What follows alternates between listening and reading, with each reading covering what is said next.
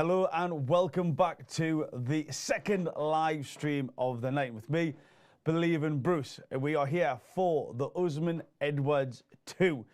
All right, we've got the full card going on here. The question on everybody's lips, all right, the questions that we've got after the previous stream, we'll be revisiting the Usyk AJ result, and more so, the post-fight events, which has got social media absolutely bouncing. What was going on with AJ? What was really going on in the head and heart of one of our finest heavyweights? And will he look back and regret the actions or the speech that he took? However, tonight is about the UFC. And on the panel, again, we've got Jake Smith from Fight and Talk. Jake is, again, very, very in-depth background with MMA, knows all the stats, all the data, all the fighters, or at least that's what he tells us. And also coming along, we've got Paul Venice, a absolutely astounding UK-level kickboxing champion and also a big mental health ambassador as well. Paul, thank you very much for coming along, mate. Thank you for Appreciate coming on here. So, let's get into what just happened there on the Usyk versus AJ fight. So we're aware that AJ lost. Lost the plot might be a better question. Paul, what was your take on what was AJ's post-fight reactions? It was a little bit embarrassing. I couldn't watch it myself, but when I was looking on YouTube and seeing catching up a little bit, it was kind of emotional that he lost. You know, I think he's lost the plot a little bit. Didn't take it too well that he couldn't beat Usyk, and yeah, we started talking a little bit of gibberish, a little bit of nonsense, and got a little bit disrespectful. But that's what I thought anyway. That's what I took from it, and that was one of the reasons why I couldn't continue to watch it. And what's your thoughts on it? Obviously, we've been talking for the last couple of hours there, and I'm still no further forward in actually understanding what really did go on with with AJ's post-fight reaction. Like, what was your take? Because it was you who pointed out to me. You went, look, he's kicked something or he's done something, which we now find out was the belt. What's your interpretation of what was actually going on there? I mean, I know our friend Nick Pete is a big fan of bin the belts, but I think he took it a bit literally with that. I still don't understand really what's happened. I mean, there's now a video came out post-fight and AJ looked like he's walking back to his dressing room. A fan, I believe, or possibly a coach and staff telling him to keep professional, and it nearly kicked off again. I think it's a man who's known exactly what that fight meant, what that result was going to mean to him, and a man who doesn't know what's next for him. And I understand entirely why that's going to be a struggle for him, but I do think he's going to look back on maybe his antics tonight and regret them. Yeah, for sure. I think, will he regret it? Because I've always found AJ very, how can I say, committed to his responses. He does what he does, he says what he says, and he means what he does, and he means what he says. And he's very, he takes ownership of that, I've found. So I don't know if he will be, regretting anything, because what I said to you at the start, Paul, when you first come here, is that, like, he was annoyed. Yeah, and when you think about it, when you go through a training camp, and again, Paul will start diving into your training camps and, the actual, because I don't think unless you're a fighter or, involved in a weight-making sport, a weight-making sport, especially when it involves, getting hurt during practicing for your sport, such as sparring, etc. I don't think the average person on the street, me included, can really understand what it's like to do an elongated training camp.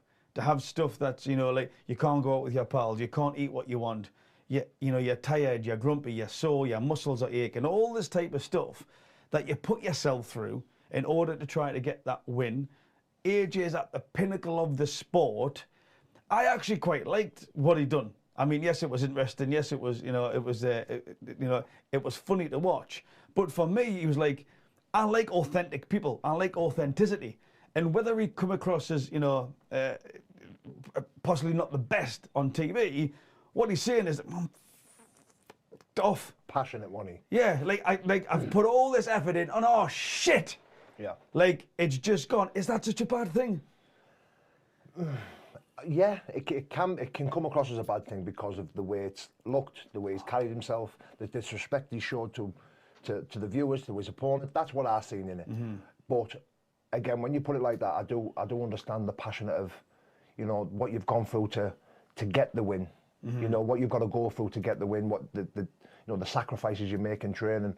You know, even though I never reached that level, but I still sacrificed a lot to, you know, to fight to the best of my ability. Yeah. You know what I mean? And, you know, so to not win after what you've done, you know, it can be frustrating. Yeah. You know, you can be angry, you know, that it didn't go your way. You can, you know, you can be sad. You can have all these emotions going through you, which quite negative emotions. But I mean, you've still got to have a bit of self-control, especially on that level with that many people watching. You know, and you know it's. But have we? So I'll ask the question. I think, yeah. And I always like looking from different angles, all right? I always like looking from different angles. Is that when, you know, why have we got to have self-control? It's like he's put his heart and soul into it. Yeah, his heart and soul into it.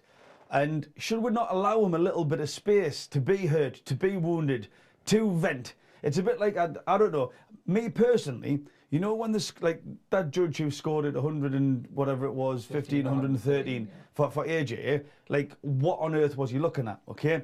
But for example, there has been some, and I mentioned it in the stream before, Catterall versus Taylor, yeah?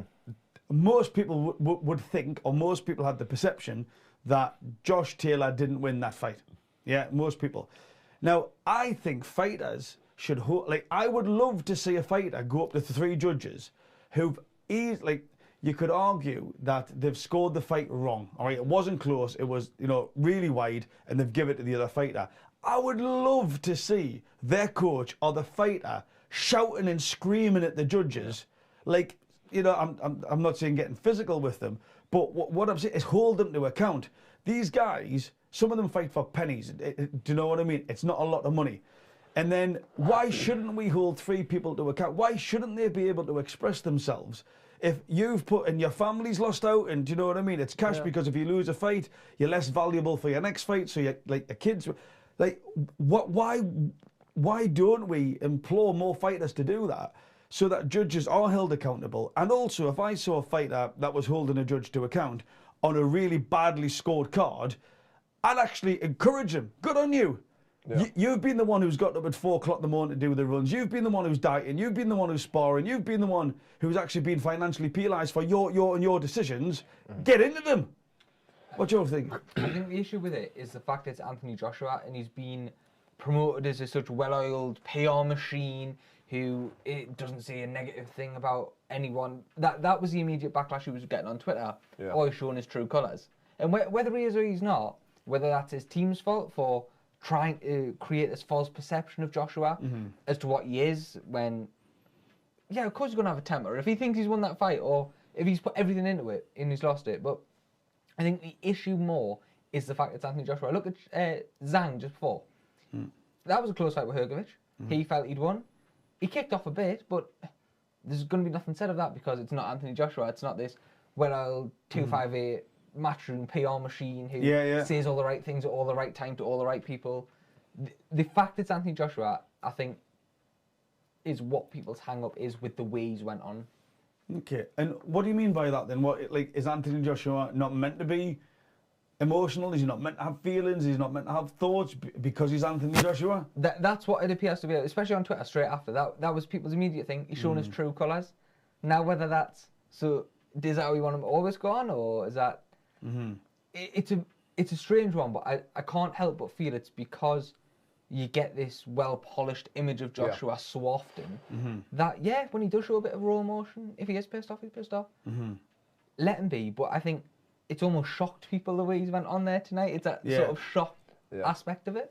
Yeah, it wasn't just emotion, it was rage. It was him jumping out and offering people for a fight in the audience. It was him, you know, throwing a towel down. It was the Teddy was out of the cot, Paul. Do you know what I mean? That's the thing. I mean, you've won fights, you've lost fights, I take it as well. No, you not lost fights. Well, you never lost a fight. No. Right, Jake, you've probably lost it. Some people can't be used Paul for this one. Do you know what I mean? But that's the thing. Like, I can imagine the effort, the emotional, you know, energy, time, everything that's gone into that. And like, was it really that bad? Because you look at social media and it's all blew up. Anthony Joshua's this, Anthony Joshua's that. Like, yeah, he threw the belts. I'm not sure why he threw the belts, by the way. I'm not. I thought it was a bit like a sort of Khabib and Dillian Dennis moment. Was there somebody in the crowd that said something? Did he want to jump out? Because he was going crazy in the corner. He's actually going crazy when they walked him across the corner. Then he got out, and then he was offering the fight. But let him be, man. Let him be, because we've all done things. Yeah, we've all done things in the moment where people could judge you. Yeah. Well, that's the main thing I was going to touch on. Like, look, we can all sit and watch and go and pass judgment and make assumptions, and but when truly we don't really know. Do you know what I mean? He's under immense pressure to win. As most fighters are. The reason why I couldn't watch it was because his professionalism went out the window. And you touched on it there with him being this polished role model where he seems a nice guy. Sometimes I watch Joshua and think he's overly nice. Sometimes, you know what I mean? And I would like to see a little bit of nastiness come out of him when. Brazil, but then he does. You say that he's unprofessional. Well, no, because I mean, maybe he's in Wayne's, or maybe he's. I mean, that was unprofessional what he did, flinging the belt out the ring, and it was definitely uncommon. It was definitely uncommon, and that's why I found it strange. Yeah. But there's one thing I've learned is I can't judge him for it.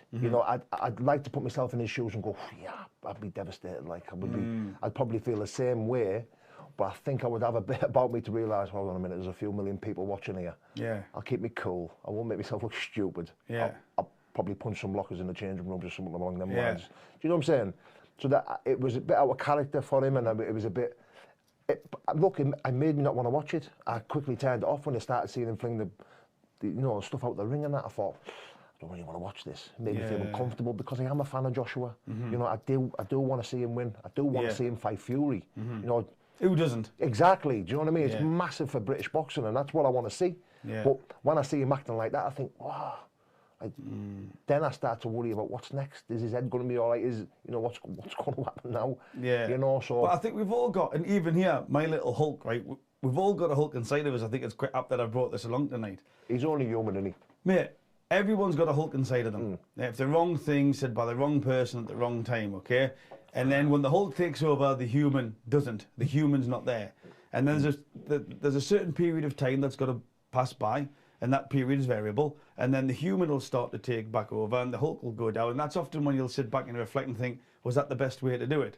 Now, I think when he was out the ring, when he was walking, because he was almost walking back to the changing rooms, that's when his human started to take back over. He was like, right, what am I doing here? Like, and then that logic, because when you what I call when you're in Hulk mode, is that you're illogical, you're emotional, you're irrational, We've all got that inside of us, and then things happen where that Hulk will start to diminish, and the human side will start, that logic side, that prefrontal cortex, that processing side will start to come back in and start thinking, okay, right, maybe there is a better way of doing this. I think he had that moment, and I do think as a society. Going a bit off on psychology here, mental health and well-being, is that we are very judgmental. Yes. I believe naturally we judge each other too harsh. We're very hypocritical as individuals. Yeah, very hypocritical as individuals. And, take a walk in someone's shoes. Yeah. Because we naturally judge somebody. We can't help it. Happens in an instant. Yeah. Human nature. Right? Absolutely. But it doesn't mean it's right. And again, I just think, for example, if Joshua gets stressed today, we're judging him. We could get stressed tomorrow. Somebody will be judging us. Yeah, somebody will be judging us. So for me, I quite like the fact that he was bothered. I do like the fact that he showed he was bothered and he didn't like not winning. Yeah. I think that's cool. I think there's something there. I get with the professional standards and the framework and all this type of stuff that, you're right. Would you consider that professional? No. Would you consider it acceptable? No. But is it normal? It is. It is normal to get emotional. It is normal to get irrational. And I like the fact that he wasn't bothered that there was millions of people there. I'm just pissed off.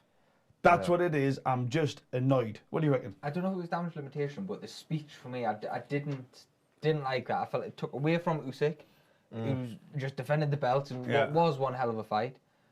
The actual contents of the speech was a bit all over as well. I almost feel like that was Joshua on that walk, as you were saying there. In his head, he's going, right, what can I do to even semi-try to rectify what's just went on here? Right, I'll go back in. I'll see it was a really good performance. But like we were speaking off air, Joshua seemed to have this thing where he can't understand how he's lost that fight again. Yeah. And I think in that, it was a moment of madness, wasn't it? And the speech, there's been enough made about it immediately after. Yeah. I mean, you know, he was lost, but then he was found. His logical sense started kicking back in.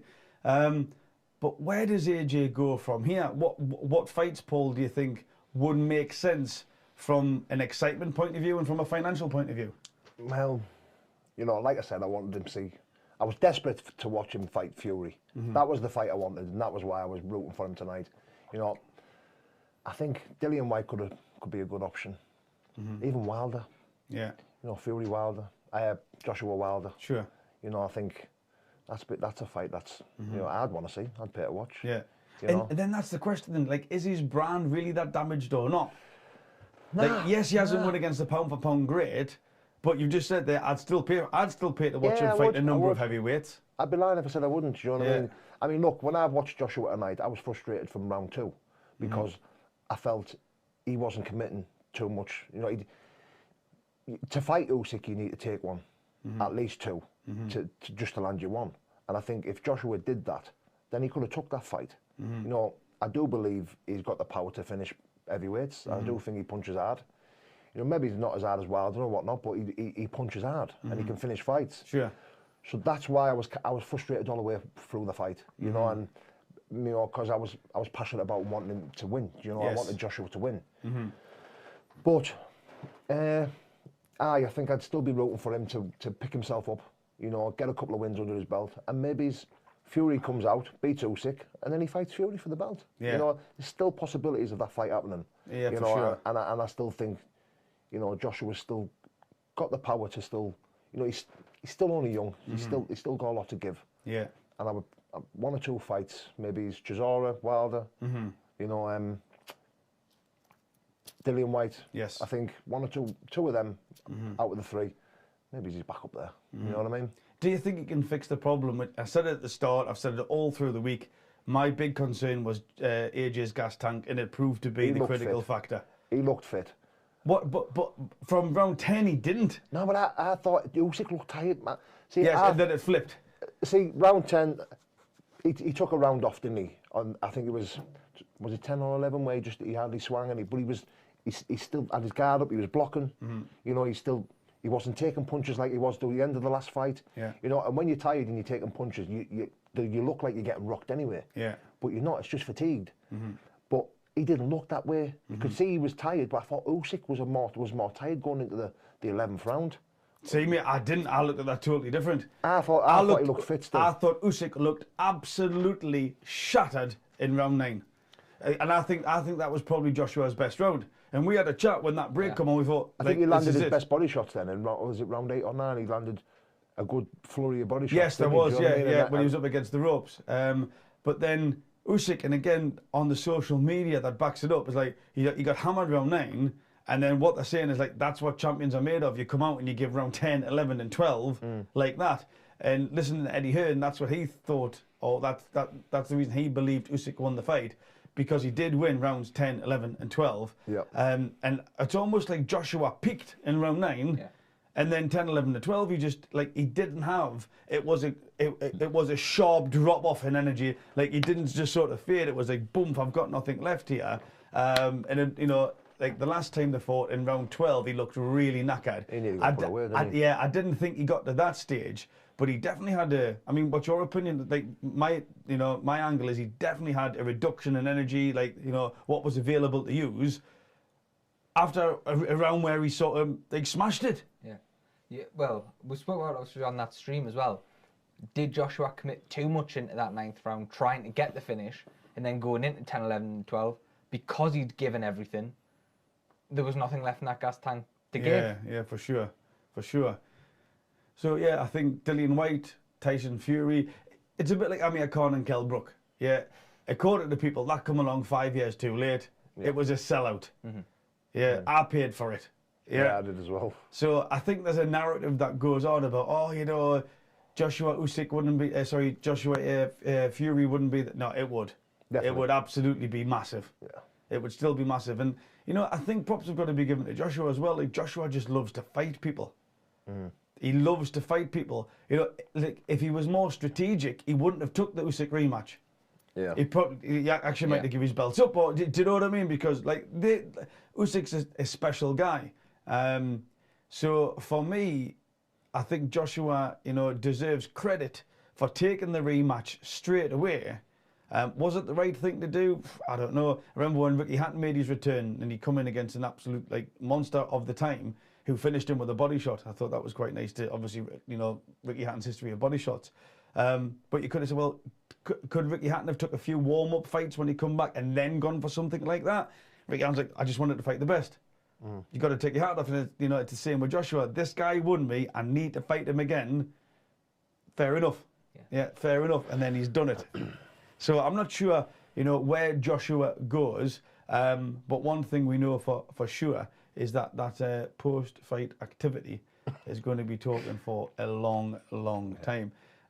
So on to the UFC then, all right, on to the UFC. Again, if you've got any comments, please leave them in the chat. If you've got any questions, points, whatever you want to say, we will answer them as the panel here. I think, you know, a great place to start is, does Edwards have a legitimate chance? Jake, what do you make of this? I do think he does. Look, don't get us wrong. I think this is a tough fight. Usman is proven time and time again why he's the king at 170 pound. It's a rematch. It's the first time in UFC history you're going to get two unbeaten 10 fighters facing each other. Yeah. Like the standard and the level that this fight's going to be at is going to be insane. But no, I think Rocky's got a chance. I really, really do. I'd love to see him do it. Of course, he'd be about the second Brit to win a UFC title, only the fourth Brit to compete for one. Yeah.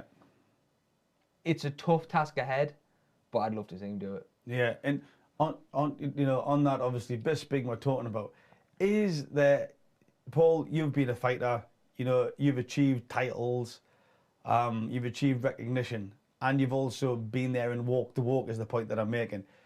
How hard is Michael Bisping in order to win a world title with one eye? He's a beast. Yeah, it's just insane, isn't it? So, do you know what? It's funny because I listened to his story on James English, and I didn't know any of that. You know, and I was like, wow. And I was already a big fan of Bisping's, you know, and how he got away with that. A legend, man. Yeah. You know, and it's hard enough fighting with two eyes. You know, never mind one. Yeah. You know, if you cover your eye and you can't, I couldn't drive or look up, it's rock hard, do you know what I mean? Because I remember when I watched it and I was like, putting something over my hand, and I was trying to walk around the house, I'm thinking, what's he done that? You know what I mean? It was absolutely crazy. He hasn't just navigated his sitting room, he's actually won a world title. Mate, the guy's a legend. Yeah, he was already a legend until I watched that. He was even more of a legend. Like, it's untouchable. No, it's a beast. Yeah, it's untouchable. We've got, when he was doing that, like when you actually heard the story, and you know how he went, you know, got his eye replaced, the glass eye went in, and but like he fought a few fights with the glass eye in. Like even the training camps, the sparring, like one eye. Crazy. Man, you're like, but, like it's a little bit like the universe for me, right? You're like, you know, you think, oh, the universe, oh, it's massive, and then when you really start thinking about it, you're like, wow, this is huge. Like this is actually like this is mind-boggling. Bisping's eye to me is a bit like the universe. When you really think about it, you start realizing what an achievement, massive achievement, that is to win a belt, man. It is. To win a belt. So on the card, what would you think tonight about Edwards' chance against Usman? I think if Edwards can keep it standing, you know, if he can stop the takedown, keep it standing, I think he has the edge on the striking ability. You know, but you know, Usman's wrestling, I think it's going to be far too superior. Don't get me wrong, I do think Edwards has got a chance. Yeah. You know, I think he's got a lot better since the last time they fought, but then against those Usman, you know, I think it's going to be a close fight. Yeah. I think it's going to be a close fight. You know, I would like to say Edwards can win, but I can't see it. Yeah. But if you had to give a percentage, a ratio, is it 70-30? Is it 60-40? I'd say 70-30. Yeah. 70-30, just because of the wrestling alone. You know, I think Usman's wrestling's, you know, probably the best in the division. Yeah. You know, so and you just know if it gets on top on striking, he's always got that to go to. Yeah, yeah, and, for sure. Yeah, I think Edwards will struggle stopping the takedown and you know, stopping him from doing what he wants with him on the floor, basically. Yeah, it was I remember, so I've met Kamaru once. I was out in Vegas for the Covington Masvidal fight. What a bloody damn squib that was as well. Yeah, it was totally like just the build-up was better than the fight. And I met Kamaru and Ali Abdelaziz, his manager. I see him on your Instagram. Yeah, I went there. And I got a photograph at the end of the meeting. There was just 4 of us in a room. Big shout out to Ian Munsberger, by the way, from Combat Sports Agency. Thanks very much, Ian. It was Ian who took me along with him. And I remember sort of going next to him. And as I put my arm, like, I didn't have it, like, the photo, but I just, like, sort of positioned myself there. And I remember putting my arm on his back, and I felt muscle. Yeah. Like, I felt muscle on his back. And I thought, wow, this, like, I mean, obviously he's a pound for pound great. But yeah, it was just the density and the sharpness of his muscle. I actually felt it through his shirt. He's a strong guy.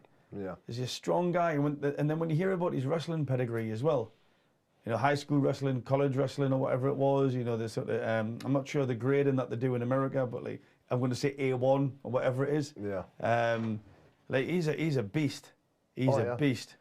See, Edwards is massive. Absolutely massive compared to Usman. You see in the weigh-ins and that. Yeah. I mean, Edwards is a big guy anyway. Yeah. So. Do you mean height though? Height, width. Because he's got quite skinny legs though. Yeah, but so does John Jones.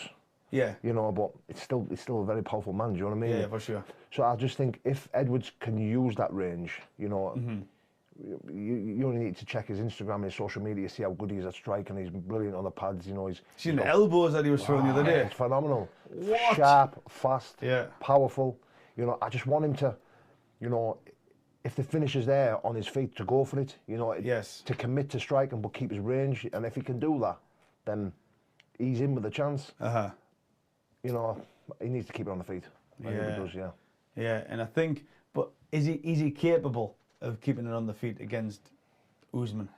It's one of them, even if you do... The Nigerian nightmare. Even if we do, we see what Usman done to Masvidal. Like, that was keeping it on its feet, and it was a nightmare, You can't underestimate Usman. I mean, we know how good he is. We've seen how good he is. Christ, we've seen how good his brother was as well the other week. Jeez, he's looking good as well. But I find it intriguing as well because it's, 5-6 years since the first fight? Everybody has been on about Leon's improvements. Usman's not stayed stagnant. Yeah. Usman's made improvements as well. It's not the same Usman from 6 years ago, and then Leon, he just sort of froze, and then Leon's had all these fights to come back, and he's going to fight the same. He's not going to fight the same Usman. I think that's the danger. Is like, yes, talk about Leon's improvements, but then you must, if you're going to apply that, you've got to look at Usman, and man, he's just a beast. See, you see that Usman's strike has got better since the last time they fought Edwards, which is clear to see. He's putting people away. What he did to Masvidal. Has Edwards' ground game got better? And I haven't really seen it, to be fair. Do you know what I mean? He's always on his feet. So I'm hoping, with Edwards getting better, clearly he has got better. You can see that. He's on a 10-fight winning streak. I thought he looked... Who was the guy, the other wrestler with the eye poke? What was his name again? Bilal Muhammad. Yeah, well, again, top wrestler. Couldn't get near him, couldn't get his hands on him. He was clearly winning that fight. So I think he's finding his range better with stopping the takedowns. Yeah. But, I think Usman's another level to the last guy he fought with, the wrestler. Yeah. I think if he can keep that range and stop that takedown, he's in with a chance. But again, Usman's striking is a whole lot better since the last time they fought. Yeah, the mental fortitude of Edwards as well, I think, is incredible. You've got to think Tim Simpson was talking around this week, his agent. The Hamzat fight, that got cancelled.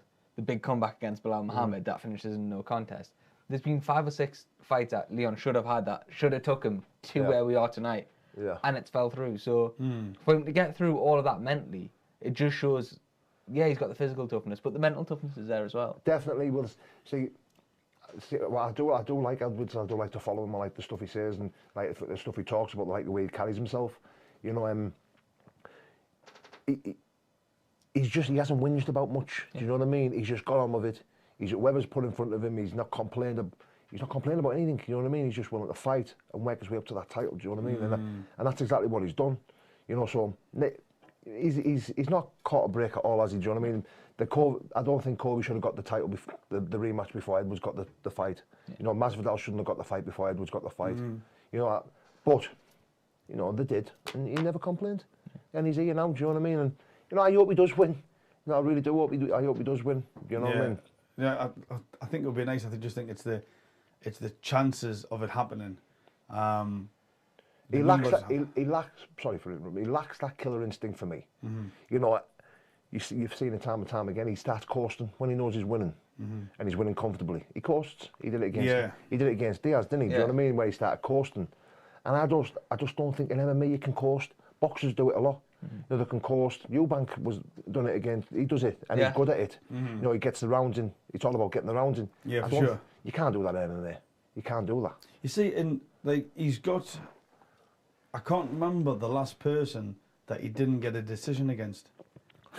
Like he's like you know, Usman he got about three TKO KOs in his last 5-6 fights, whereas Edwards does he does seem to grind out decision wins, which might back up your theory about that. When you talk about killer instinct, what do you mean by that as a fighter? If I feel like the fight can go any which way, if I'm winning comfortably, then in my head, the only way I can top this is by getting the finish. So I will move heaven and earth to get the finish. You know, I will push the pace, I will push forward. You know, I would still keep my, you know, stick to the game plan, but I'll be more intense. Yeah. You know, with going forward. You know, you don't see him get that, do you? If he's coasting and he's winning and he's picking a guy apart, you know, he'll take a break, he'll step back. You know, and he'll let them come forward, or he'll strike and then take him down. You know, I've seen him strike and then hit a guy and then take him down, and I'm like, finish him. Do you know what I'm saying? Like, but do you think at that level though, Paul? And again, I don't know what it's like at that level, or you know, in comparison with the levels that you said you fought at. You know, when you're looking at almost the apex of the sport. To be fair, yeah. It's like, if you try to push it, if you try to finish them, do you think that there's gaps there that do become open that people can take advantage of more at that level than they maybe could at, like, you know, national level? So you mean like the risk of getting the finish? You know, how can I explain it? So the guys who make the most money, the guys the fan favourites, are all the ones who get the finishes, all the ones who make an exciting fight. You know, if you ask me, one of the reasons why Edwards didn't get that break was because of that. Yeah. Do you know what I mean? Like, if it was anything, it was because of that. Yeah. You know, because it's an entertainment business at the end of the day. Of course it is. Well, look at. No, we had in the grapevine that Covington was looking to get released after the Damian Maia fight. Yeah. All of a sudden, he turned crazy.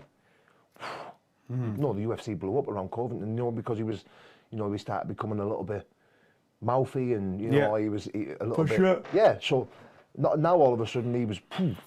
The Colby Covington brand went through the roof. Yeah. I think Edwards, he doesn't need. I appreciate a guy who keeps himself to himself. You know, doesn't get disrespectful, doesn't want to talk trash all the way through the build up to the fight.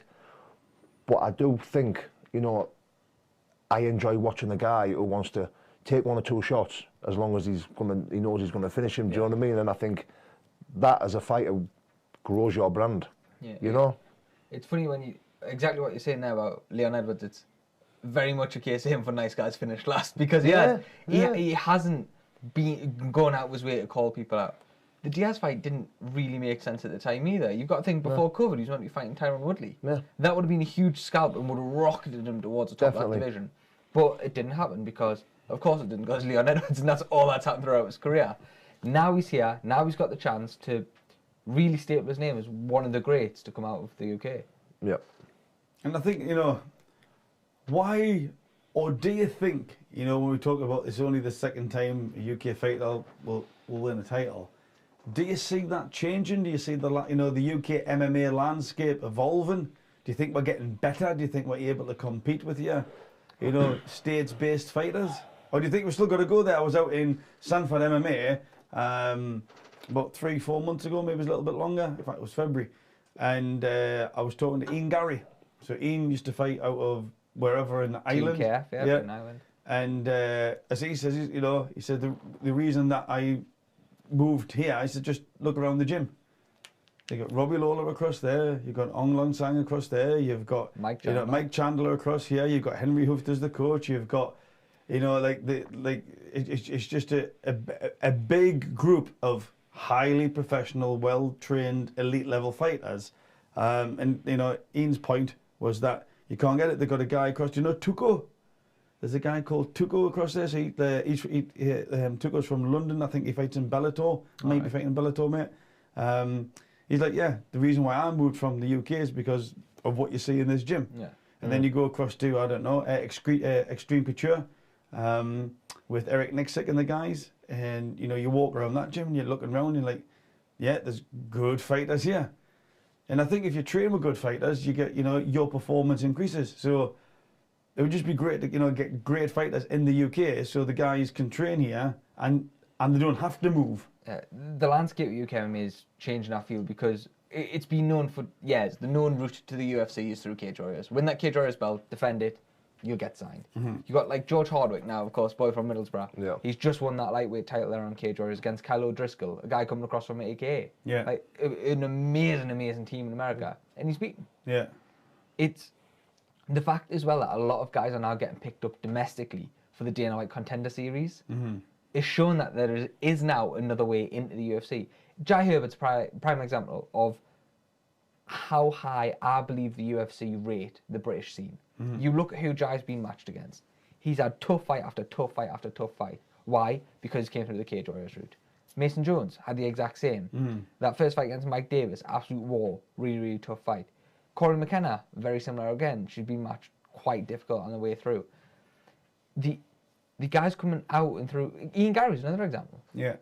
Reece McKee, when he first signed, of course, he's welterweight champion at the minute.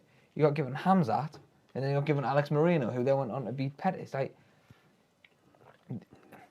the level coming out of Cage Warriors and the way that they're being matched, I think, speaks volumes of what the UFC make of the British talent. Do you want to see Brits going across? No. Like, for me... Renegade, where Leon Edwards is fighting out of now, it's probably one of the best gyms in the country. You've got higher level at the minute up in Scotland, just outside Glasgow in Bathgate. Stevie Ray going to be fighting for $1 million. The gyms are here, and I think we're starting to see the Americanized style of training coming and going a lot more now. Where I'm fortunate enough to be in a lot of northeast gyms. The amount of guys that'll be one gym on the Monday, another gym on the Tuesday. And the coaches are like, yeah, go and get this experience in with other coaches, in with other teams. I think we're starting to head towards that American style of training where you can change between gyms if you want for. Go and do a week here. Go down to London, do a week at Tuesday. Yeah, for sure. I think we're starting to see that change in the UK. And why do you think that's maybe, you say it's changing, why do you think it's still here then? Is that coaches trying to control it? Is it their ego? Is that, you know, because their fighters, their little baby, they don't want them going anywhere else? I think it's just development of the sport. There's more gyms coming up. Like, if you go back 10 years, in the Northeast now, we've probably got 10, 12 gyms? You didn't have that 10 years ago. You had maybe 2 or 3, like NEVT was Northeast Valley Tudor, where a lot of these gyms coaches first started. They've all trained together. Yeah. They went off and done their own thing. It comes with the evolution of the sport. Yeah. And so for example, in the Northeast then, what would you say is the best gym up here now? Yeah, you've got SBG South Shields, you've got TFT, of course, Tom Aspinall, Paul Craig, the likes of them coming down through there. Alex Enlin, like I say, building an amazing stable at SBG South Shields. Both Hardwicks fighting out Middlesbrough Fight Academy. That's the nice thing. Akurai Academy as well. Akurai, yes, of course. There's not just one gym. And that's what's nice. You can't say this is. Because there's so many good little gyms in the Northeast that are happy for their fighters to go in and around each other. It's great. Yeah, yeah. See, when I first turned pro at the beginning 10 years ago, you know, it was frowned upon to go train at a gym and be there for more than sparring alone. So if you were going booking in PTs or going to do classes with other coaches, you know, your coach would go, go train with them then. Go fight over there. No. My loyalties are to you, mate. I'm from South Bank. I'm from in the Middlesbrough area. This is where I belong. right, okay, we'll stay here then. I'm like, you know, but now today's changed. You know, fighters are more encouraged to go train with them guys. You know, them guys, they've got good wrestling base. Go train with them. They've got good jiu-jitsu. You know, go and train with them. They've got good striking lads. You know. Yes. And that way, your fighter evolves. You know, you're only as good as the guys you train with. You know, you can only grow better if you're training with guys who are better than you. Yeah, yeah. Do you know what I'm saying? Yeah, If one guy's better than you at wrestling, and you're better than him at striking, then you know, you both bounce off each other. Do you know what I mean? And it's more encouraging now. Yeah. Where when I first turned pro, you know, I'd be going to this gym to spar, and then I'd find myself wanting to come back to work with his coach, maybe it's for a few days. Yeah. You know, the coaches back at my gym will go, "What are you doing with him?" You know, and so they're more interested in themselves than the development of the fighter. yes. Yeah. Yeah, but it's not today though. Like I see so many fighters now bouncing from gym to gym, you know, and being welcomed by all these coaches talking about one fighter or about this guy, about that guy, you know, and working together, you know, for the guys in Middlesbrough. And I think it's brilliant, you know, because they put more thought into the actual fighter, you know, instead of going, oh, my gym, you know, promotion and he's my guy. And, you know, it's not like that now. You know, it's more, you know, let's think about him. What do you want to do? Yeah, for you sure. know. So we're just watching the head-to-head here. First, can we get some volume from the stream, please, in the headphones? I mean, there is a massive difference between height-wise, at least. But then we've just watched AJ and Usyk. Yeah. Proving that size isn't everything. Something I pin my hat on every day. Well, look, when I started fighting, I was fighting in the super heavyweight division. You know, I'm barely 6 foot. I was 96, 98 kilos.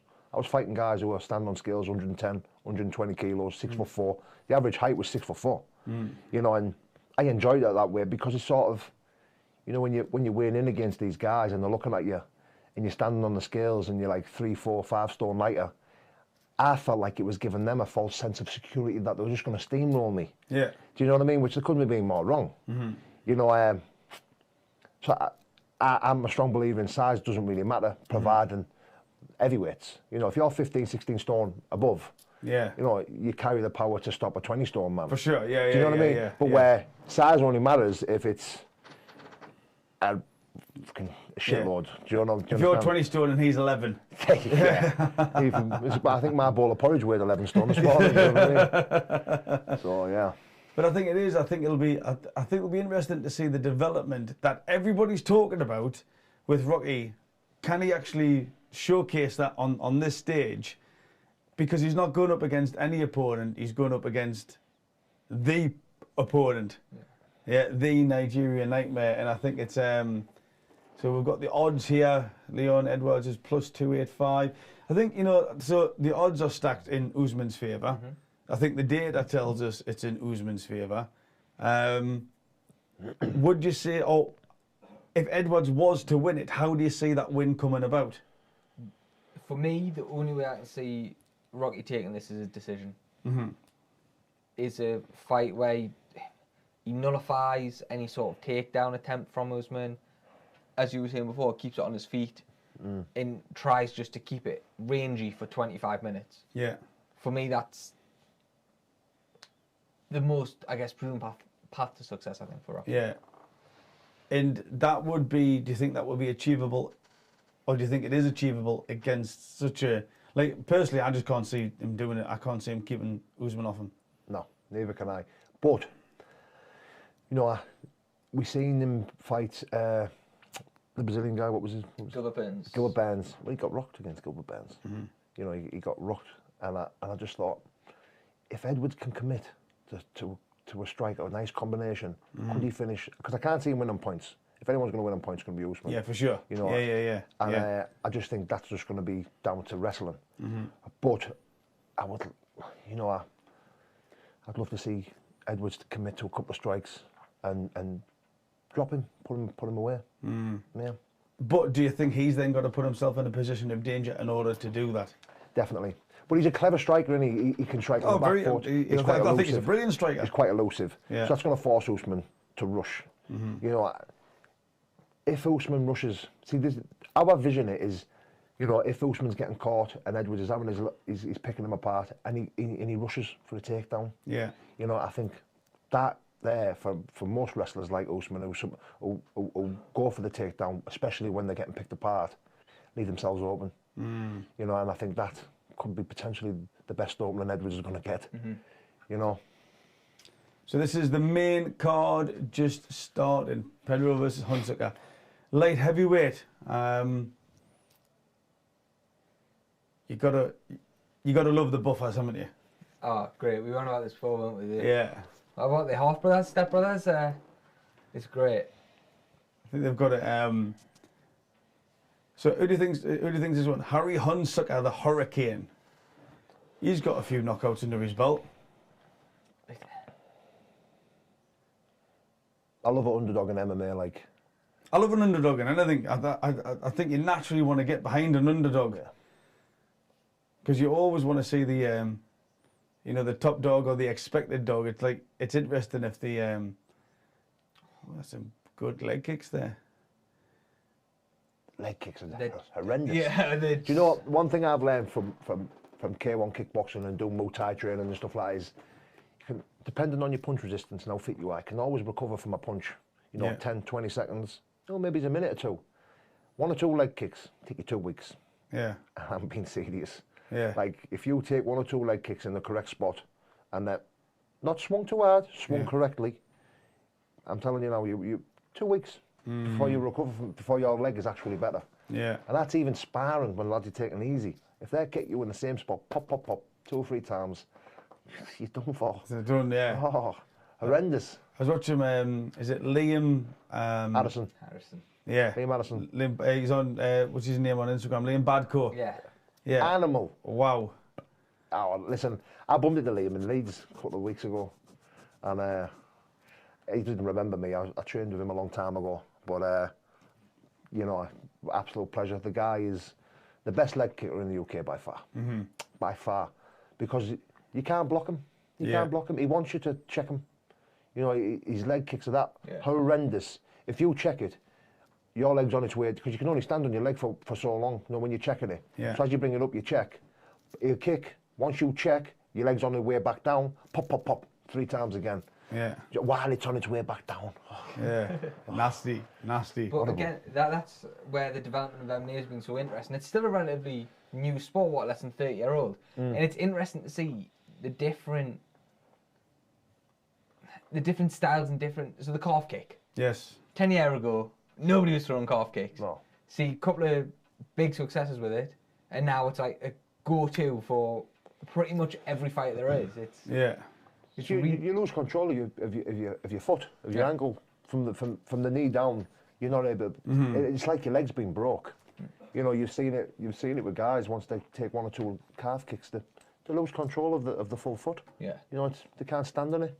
And it looks like you think, well, he's broke his leg or he's broke his ankle, don't you? But and I think if you look at where you've got, you know, talking about calf kicks, comes nice on to Conor McGregor. yeah. Yeah. Is Conor McGregor coming back? That's the thing. And if he comes back, can he actually win anything substantial? I think, listen, when Conor McGregor was at the top of his game, he was skint. You know, he didn't have all the watches in the world or the yachts or the cars, and he was hungry, and he was a killer. You know, Dana White clearly made it, said, listen, they don't make him like Conor McGregor. Yeah. He would fight anyone, anytime. You know, the amount of guys that Dana White's words were, the amount of guys I have to deal with, you know, oh no, I can't fight him yet. Oh no, I haven't got a correct training. He says Conor would have fought anyone that I put to him. You know, and that's because he was hungry and he believed he was the best. You know, now... Yeah, that hunger, like he had that desire. Yeah, that's right. His first fight, he was cashing his check, his welfare check. Yeah. You know what I mean? Yeah, he had to win. Yeah, now, 300 mil in the bank. Yeah. Do you know what I mean? And I just think he's lost that desire, that hunger. He'll always want to fight because of the buzz of it. Yeah, you know, sure. I watch Rocky or I watch the fight. I haven't fought for 4 years. But I'll tell you, if someone asks me, will you fight again? I'll tell them, yeah. Yeah. I'll tell them, yeah. Yeah. When in hindsight, there's a good chance I probably won't. Yeah. You know what I mean? But as a fighter, I'll always think, yeah, I'll fight again. Yeah, yeah. Always. Aye. So I think Conor McGregor can come back and make a comeback and win. I don't think he's going to reach the levels that he got to before. He's adopted this boxing style now, and which I'm not a fan of. I like the karate style, the more of a wide stance, elusive style that he had. You know, now he's adopted this boxing style. I think he's open to leg kicks. You know, it's took away his defence, taking down. I want to say it wasn't taekwondo, but it was a very bouncy style, wasn't it? It was like a karate style where you know he was quick with his. It's gone, hasn't it? Do you know what I mean? Like his whole demeanour, his whole attitude, and everything has changed. Yeah. You know, and am I still a fan of him? Of course I am. Yeah, I think he's brilliant for what he's done for the sport. I think anyone with half a brain will appreciate what he's done for UFC, especially all the fighters. Do you know what I'm saying? Yeah, absolutely, yeah. So, I want to see him come back. I do, because he's fun for the sport, and I think it's interesting where, so Conor McGregor, I never thought, so will he fight anybody? Yes, and I think that's something that he doesn't get enough credit for. Like, he will step up, he went up divisions, like when so many people are trying to protect themselves, and not just protect their record, but where you've got somebody of such caliber, such celebrity status, someone who puts themselves out there to that extent that Conor does, for him then to say, yeah, I'll go up to 170. With all of that else, like he's a special guy, all right? He is a special guy. But I don't think he is, or he ever was, the best fighter in the division, all right? And I'll explain myself. What I do think, and when I went down to UFC London in March, so I come through UFC London, went out, met up with Adam Catterall, Nick Peet, etc. They had been out for the Michael Bisping. There was a documentary about Michael. Have you seen that? Yeah, I've seen it. Cool, man, isn't it? Yeah. Yeah, cool. And so me, Adam Catterall, we come back, we come into the hotel, and this is a story legit, right? If you know Adam Catterall, ask him, did this happen, right? So we come in, we've got, you know, Gunnar Nelson? Yeah. Yeah, so John Kavanagh is with Gunnar Nelson's dad at the bar. This is about 1:30, all right? So come in, 1:30, 2 o'clock. So I thought, there's John Kavanagh, I'll go and have a crack with him. Because I've read his book, I've read it a few times, Win or Learn. So we start having a crack, and I'm like, right away, we'll get the beers in. So we're just down in the foyer of the hotel, and like, right, okay, gonna have a real good crack with John Kavanagh here. And behind the bar, the barman's like, can't serve you anymore. Can't serve you anymore. So I'm thinking, right, there's a real good chance, because John loves psychology as well. Thought I'm gonna have a real good crack here. If I can't get any drink, they're all gonna go to bed. So, and I don't know how, because I was quite inebriated at this particular point, but I do remember getting the barman, and Adam Catterall was there, right? And I convinced the barman that John Kavanagh was Dwayne "The Rock" Johnson. Yeah, mate, honestly, right? So this guy, he obviously doesn't know who John Kavanagh is, or Dwayne The Rock, to be fair. Yeah, but I'm like that, mate. Big Hollywood movie star here. Like, if I don't get these beers, me, I'm sacked, you're sacked, everybody's sacked here. Like, I need to keep this guy happy. So he brings out the manager, and the manager, like, he knows that the UFC guys are in the hotel, but he's got no idea, I believe, who John Kavanagh or The Rock is. So I'm like, that, right, look, like, Dwayne The Rock Johnson, very convincing. Next thing, we got 15 beers on the table. We stayed up till 3:30. Me and John Kavanagh just cracking about, like psychology and stuff. And I was saying to John that I do believe what Conor was fantastic at, and that, and if you understand the impact that the sort of mental game has, is that he was the best at getting under someone's skin. Yeah. Look at that run. Yeah, obviously we've got Aldo coming up tonight. Look at that run that he went through. He was almost just like insanely obsessed with irritating people. Yeah. And it worked beautifully. So when we talk about performance psychology, when we talk about that eyes off, that individual zone of optimized function, if you're too stressed, you don't perform well. Yeah. Yeah, if you're too stressed. So then we had, obviously, Conor McGregor, and the Aldo example is brilliant. He was just on him from the word go, and he never stopped. And he never stopped. The result, it's a bit like someone fighting Tyson. Like, oh, I'm fighting Mike Tyson. That's all your mind's thinking. So by the time you get in the ring, if you even get in the ring, you're probably not going to be the best version of you because of chronic stress. You already beat. Oh. Yeah. Teep kick stomach there from Tyson Pedro, and it's all over. Wow. How did that stop? So we've just had Pedro stop Hunsucker. Is that in the first round? Yeah, it is. Just a Wow. teep into the stomach, and that was it. That was to, awesome. 9-3, all 9 coming by way of finish now. Real problem in that 205 division. But I mean, you look at that. He's been out for a while, hasn't he? Yeah, you've got like Eugene Behrman in his corner, probably one of the best coaches in the game now at the minute. What he's doing at City Kickboxing is unbelievable. Watch this, just comes up. Teep kick.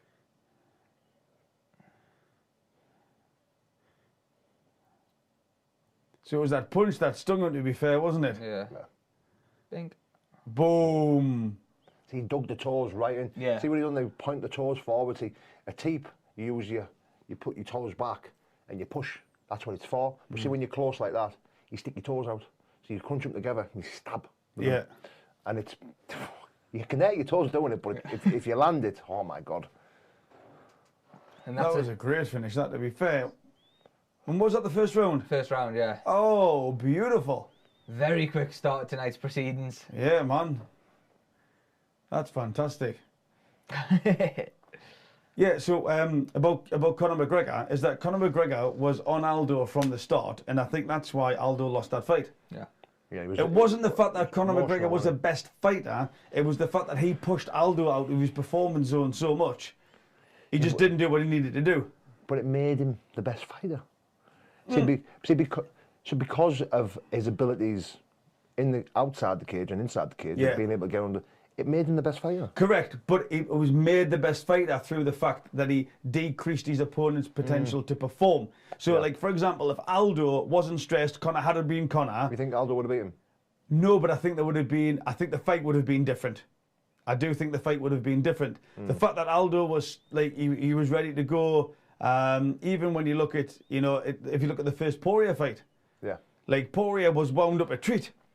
Yeah. And again, it's a factual basis to say I agree that what you're saying. when you're so stressed. So what I'm saying is, if Conor having that ability is like having another, like, it's like having a third arm. Yeah. It's like, and he used it very well. Some people have got a great left hook, some people have got a great teep, some people have got whatever it is, elbows. Yeah, is that Conor's was that he had that fighting skill set, but he had that mental edge to the game as well, and that pushed them out of it. That pushed them out of their zone. I don't believe he was the best fighter though. Like you were saying, I don't believe he was the best fighter. I think, nah, he was. And I think that played a part in him being the best. But we at his time, at his peak, we have to say he was the best, and he was the best. And whether that getting under people's skin made him better or give him an edge over his opponent before they got in there, Yeah. it's irrelevant because he still beat everyone. Yeah. Oh, for to sure. become the best. Yeah, because he get my had point, that you in know his what I'm skill saying? set. Yeah, He had that in his skill set, and he Yeah. used that to its full capacity. Yeah. Yeah, just like Mike Tyson used the power of intimidation. Yeah. Like, all of that was there. Yeah. All of that was there. So I suppose specifically what I was saying, technically, he might not have been elite. He might not have been, one of the best. But because he used that mental advantage, that allowed him to do what he done. Yeah. That helped him to do what he done. And again, and fair play, and he should. So, have we got any comments coming in here in the comment section? Not actually the fight right, just y'all idiots talking us through it. Absolutely, absolutely. Thank you very much. Who have we got here? Jacob Miller. I've never been called an idiot by someone who says y'all. So that's a first for me. All right, that is a first for me. So, when it comes to Aldo, I think you've got to give respect to Aldo for still being there, competitive, and have, I mean, how long has he been fighting for now? Years and years and years. I'm sure he's like 86. It's crazy. But he was undefeated for 12 years, wasn't he? Yeah, it's almost like the second resurgence now as well at the minute. I mean, what a fight against Mirab Dishvili. Again, he's a wrestler as well, isn't he? Yeah. So, Aldo's my favourite. I grew up watching Aldo, my favourite ever fighter. Legend of the sport. I'd be very happy if he retired now, but then again, it's a privilege to still see him be fighting, do you know what I mean? Did you think that McGregor would win Aldo when it was made? No, never. And I was actually rooting for Aldo at the time. When Conor McGregor did that to Aldo, I quickly became a fan. I still loved Aldo, still wanted him to bounce back. Was good. You know, I think I shed a tear, to be fair. Yeah. Yeah, I was very sad to see him go out that way. Do you know what I mean? It was guttering, you know. But, you know, I quickly became a fan of Conor after that fight, and you know, but still, Aldo, like, they're my go-to fights. You know, if I want to show someone, for example, if I'm in a gym and I'm telling someone about leg kicks, you know, I'll quickly tell them to go watch, you know, your K1 kickboxers. But I'll tell them, Aldo, go watch Aldo. Yeah, for sure. Go watch his leg kicks. Go watch what he done to Uriah Faber. You know, and I'll always go back to that. Uriah Faber. Uriah Faber, that was a good one. What he done to his leg was so before that and after that, for a long time, his go-to thing was leg kicks. You know, and Chad Mendes, you know, he had the edge over him because of leg kicks. You know, even in that tough fight, you know, the leg kicks were you know, the ultimate weapon. You know, he doesn't fling him now. He doesn't swing him now. You know, we spoke about it earlier on, and I says, it frustrates me to see him not committing to a leg kick, and I think, why? You know, and then when I look at it, and I think, you know, longevity is in fighting, you know, is something hard to keep out of it. You know what I mean? Yeah. You know, it's especially the time he's been doing it. You know, so the only thing I can ask is, you know, are his knees all right? You know, he's definitely, you know, ACLs and ligaments and all that stuff what UFC fighters are constantly, you know, damaging. He doesn't commit to them no more, you know, and I just watch him and I think, wow, you know, just commit to it, commit to it, but he never does, you know what I mean? Yeah. I mean, you know, when I was out at the UFC Performance Institute in Las Vegas, so when you come in, you've got these like reception area, and then you walk through, and then you've got like this area where they've got like 2 swimming pools, one hot, one cold, and then they've got a pool that's got like a treadmill in that must take you know, some of the body weight for when they've got rehabs, and then you come through into the main area, and you've got like the physio room. And mate, the amount of fighters who are just going through there, it's unreal. But then you think about, like, it's a bloody hard job to have, and you know, when you're turning up every day, you're sparring, you're fighting, even hitting pads and stuff like that. It's like very physically demanding on your body. Oh, there's your pal, The Rock. I can tell you now, most of these fighters go through training camps with injuries, guaranteed. Not most. It's very rare you'll get an MMA or even a K1 kickboxer or a Muay Thai fighter that go into a fight, you know, 100%. How many fights would you say you had where you went in absolutely 100% no? 2, and I took both of them on short notice. You know, I took two fights in a week's notice with hardly any training camp. So I had no injuries. You know, my fitness probably wasn't 100%, but my body was. Yeah. You know, but when I've done 6 to 8 week full training camp, you know, I've had sore hands, sore feet, broken metatarsals, you know, twinges in my back. You know, I've had it all. How much does it take out you then going in there, knowing that you're not 100%? Psychologically, you've got to overcome that. You know, the first few fights that I had, I struggled with, you know, what am I doing? Am I doing the right thing here? You know, I always remember the first 4 or 5 fights that I had. Every changing room I was in seemed to have a fire exit door. And I kept sitting there looking at this fire exit door going, shall I go? Shall I bail? Do you know what I mean? And I never did. And then after the couple more fights, I started to feel more comfortable with this adrenaline, with the fear, with the nerves, you know, toying with them. They kept me dangerous, you know what I mean? Without them, it wouldn't have felt right. You know, the fear of getting tired was one that I struggled with. Okay. You know, because everything I flung was power. So I quickly fatigued, but it was how fast I could recover. Yeah. You know, and I usually did. But when I knew, you know, I had a bad foot or a bad knee, my main thing was back. You know, I always suffered with my back. Right, okay. I always suffered with my back, especially on the last week of fighting. You know, when you're doing nothing, I seemed to like always have a real sore twinge where I couldn't really stand up straight, and you know, I was dead worried about it. Adrenaline used to take over. Yeah. You know, so once I'd learned that, even though I feel this, I feel that, once you're in them changing rooms and you're 20 minutes away from doing your ring walk or a cage walk, bang, felt nothing. Felt absolutely nothing. You know, so after I'd had like 10, 12 fights, I wasn't asked what I felt. You know, if I had a twinge or here there, I just knew on that night. I'd be good. I'm right. I'm easy. Yeah, you know what I mean? It's interesting where you've got John Kavanagh there. I had a conversation with somebody down at UFC London, and I suppose this can be extrapolated to numerous sports. But would Conor McGregor still be Conor McGregor if John Kavanagh was Bobby Kavanagh or Tommy Kavanagh?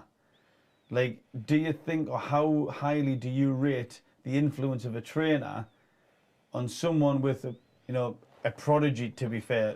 Is that prodigy always going to just come good regardless of the trainer that they've got? No.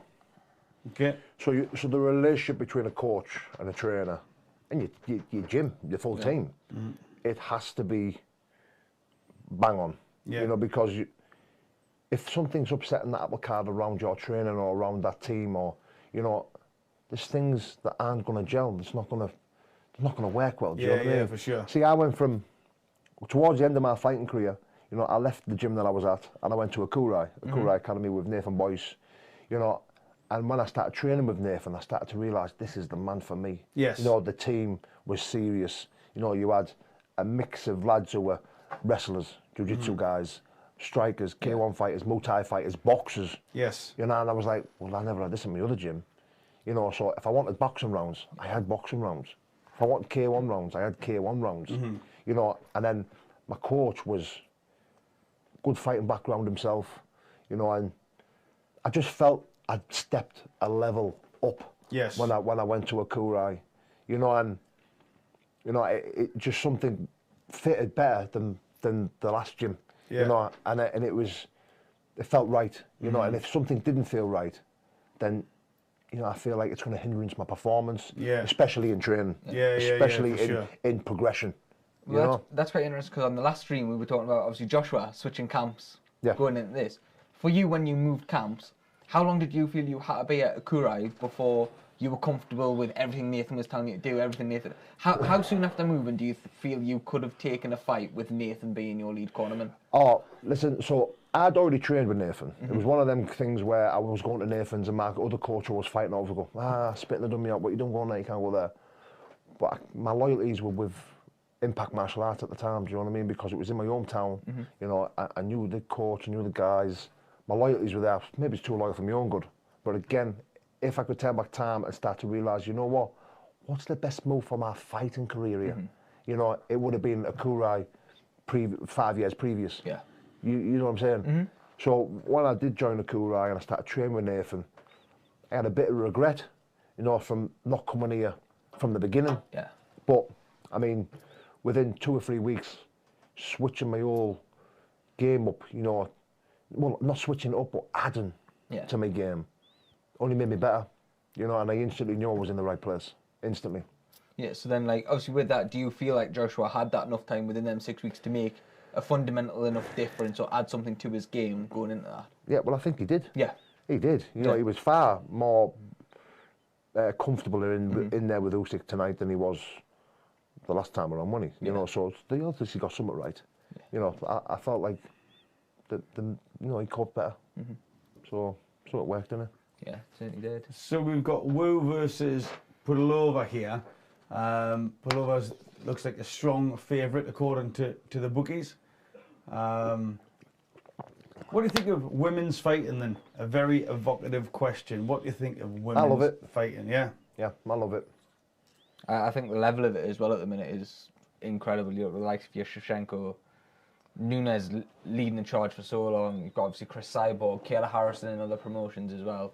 Yeah, I think it's great. Yeah, I think Valentina Shevchenko is the best for me. I think she got robbed against Nunes, that last fight. That's my opinion. I think if they fight again, I think Valentina will beat her. Yeah. I think on a domestic level as well, if you look at Meatball Molly McCann, the impact... How good is Meatball Molly McCann and how good, where can she go? I think that's the question. I mean... Can she win a world title? No. Thank you. And we'll just get back to the fight now. Listen, I think she's brilliant. I think, again, the Conor McGregor mouth, that style, Paddy Pimblett, the way they carry themselves, the way they promote themselves. Yes. Might even get a world title shot because of that. But it's the entertainment factor, isn't it? Yeah, yeah. Yeah, That's the it. entertainment factor comes in. They sell themselves well, don't they? Yeah, for You sure. know, listen, I'm a big fan of the pair of them, you know, and, you know, the Hardwicks speak highly of Paddy Pimblett and, you know, the guys down there, so obviously I'm a big fan, you know, and I'd love to see him win world titles. I don't think Meatball can win a world title. Do you want to know my honest opinion? I don't think Paddy Pimblett will either.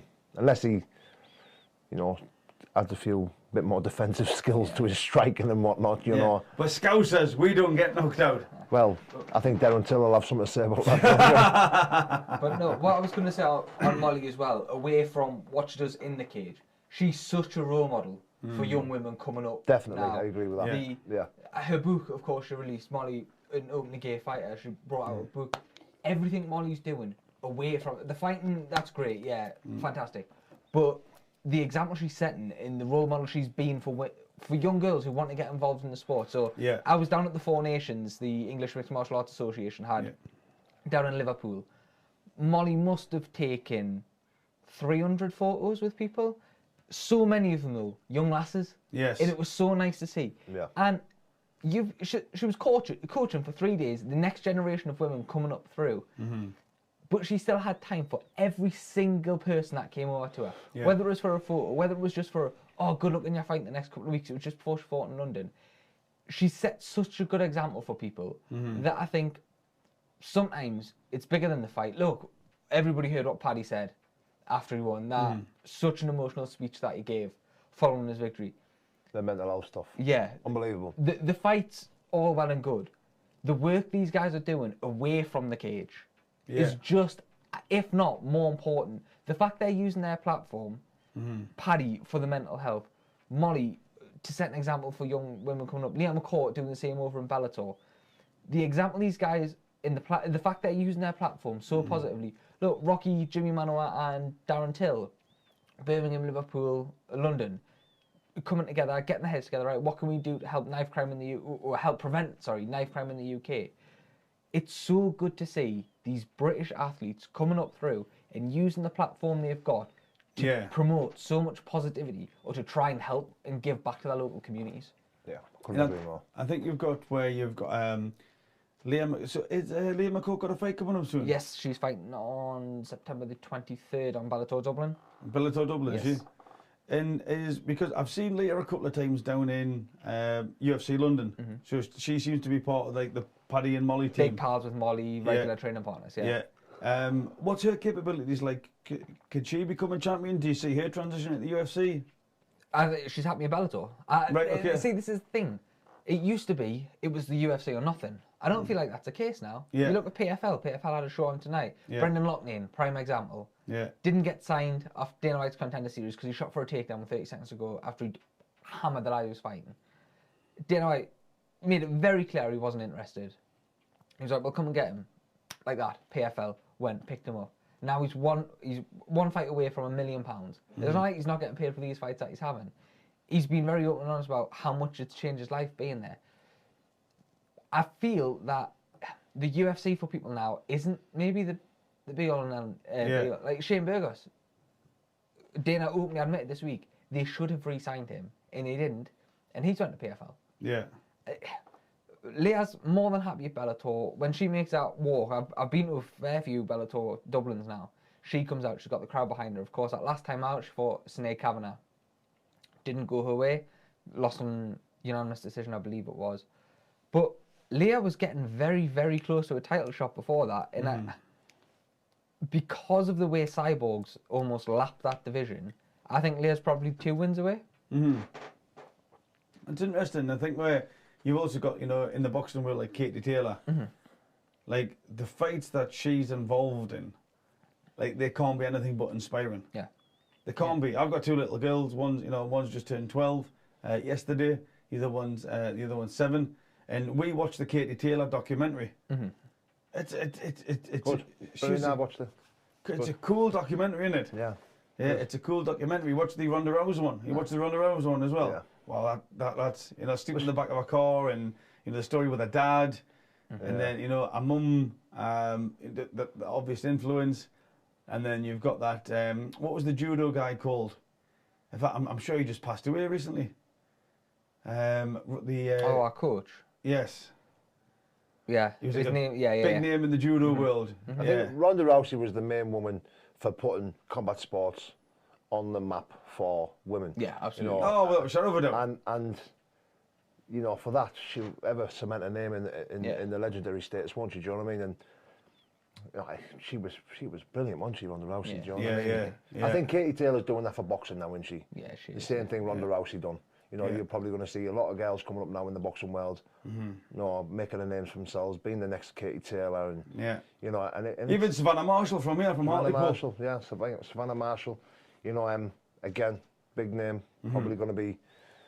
You know, she's fighting an American, isn't she? Clarissa Shields. Yeah. That's going to be a brilliant fight. Clarissa Shields, of course, mixing it up as well in PFL again. Yeah, for PFL. sure. Kit Harrison side. You go back to that stuff. Sorry, mate. Go back go to on. that stuff about the UFC is not the only option now. You know, which I think is brilliant. But UFC is the A league in it of the MMA, because if you use it, you know, no one. But it's changing. It is changing. I understand your point. Yeah. Is it? Where you look at the money, so I would say the UFC's been challenged. I think it's still the premier With the fight pay and stuff organisation. like Yeah, and also by the other organisations that are now. We got one championship. You see, you got the PFL, Bellator. It's still a good organisation. I don't see it moving as quickly as like the PFL. PFL seem to be like just on a stratospheric rise. So what I'm saying is they're not the only option now, I think would be a fairer statement. Well, I know Chad Mendes gets paid more in the BKFC now. Yeah, he does. Yeah. Than he did in the UFC. And I think Francis Ngannou, if he leaves UFC, you do know he's going to be going to the BKFC, don't you? Yeah, or some freak show fight with Tyson Fury. Like this is what's going to happen. Well, look at Corey Anderson. He made more in his first Bellator fight than he did in his last 3 at the UFC, and he was one fight away from a title. It's. I guess it's almost now what fighters are wanting. Are they a prize fighter? I hate that phrase, but it's getting used more and more. Yeah. Are they in there to make as much money as they can, or are they there to cement a legacy for themselves as a UFC champion? Because of course, it's money. Isn't it? Well, yeah, exactly. Yeah. Whoever pays the most money, that's where you go on. Yeah. And I mean, like I spoke about it earlier on. Like, I don't know whether if someone asked me, "Are you going to fight again?" Yeah, you know, that's what my heart's telling me. Yeah, I'll say yes. Yeah, but in my heart, I want to fight again. But my head's like, can't be asked training. Yeah. Not really. But again, the BKFC Oh, stuff, wow, sorry, this is some ground and pound. Finished it. That was fantastic ground and pound from Padova. It was absolutely insane. Dominated The on pace. How many elbows did she throw into the head there? That was unreal. See, this is what I'm saying. When you look at, certain people have got a narrative about women's, combat sports. She just ripped it apart. Watch this finish here. Oh, was that clash of heads on the way in? Looked like it. The judo trick. Bit of J-Flow judo there. And then she starts unleashing. That's the thing where the hooks come in, and then she's, at this point here, it's probably over. That is just pounding.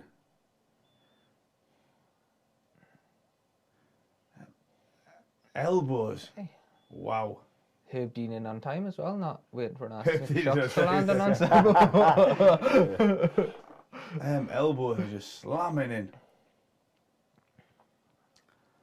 5-fight main card, wasn't it, tonight? Pardon? 5-fight main cards. 1, 2, 3. Yep. So it it'll is be Aldo indeed. Dishvili next, no? Yeah, so Aldo and Mirab. How do you say your second name? Mirab Dishvili. Dishvili. It's such Yeah, we've got the Rock Johnson there. You done well to find the only 2 people in the world not to know who Dwayne Johnson was. Yeah. I did that more. That was insane, man. I still laugh about that with Adam Carroll now. We've not Dwayne the Rock Johnson. I know we've covered a lot of the fights tonight, but one we've not spoke about, the co-main event. Paulo Costa, Luke Rockhold, what are we saying? Costa. Yeah? Yeah. Just Why? one-sided Back it beat up. down, or? I think Rockhold's chin's gone. I think his switch off button's aged. Yeah, you talked about this before, mate. I mean, for sure. Listen, I've got nothing to back this up, this what I'm saying up. Do you know what I mean? But I believe, once you've been put to sleep the way in fashion that he has, Yeah.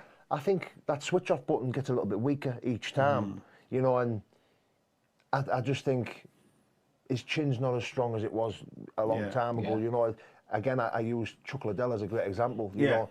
The early stages of watching Chuck Liddell, you could have whacked the man over the head with a sledgehammer. He'd have still come forward swinging, you know. Then all of a sudden, he's getting caught, he's getting rocked, he's getting knocked out. You know, I do think that switch off button ages.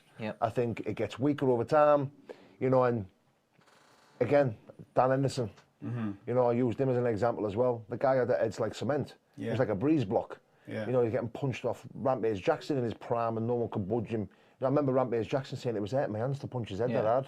You know, and I thought, wow. But then all of a sudden, you know, as he's a year later, he's getting rocked, and all of a sudden he's getting knocked out, and then you're thinking, wow, what's happening to these guys? I think Rockhold's at that stage now of where his switch-off button is just that weak, that little bit weaker now. Do you know what I mean? And I think Paulo Costa has took this fight real serious after the last two.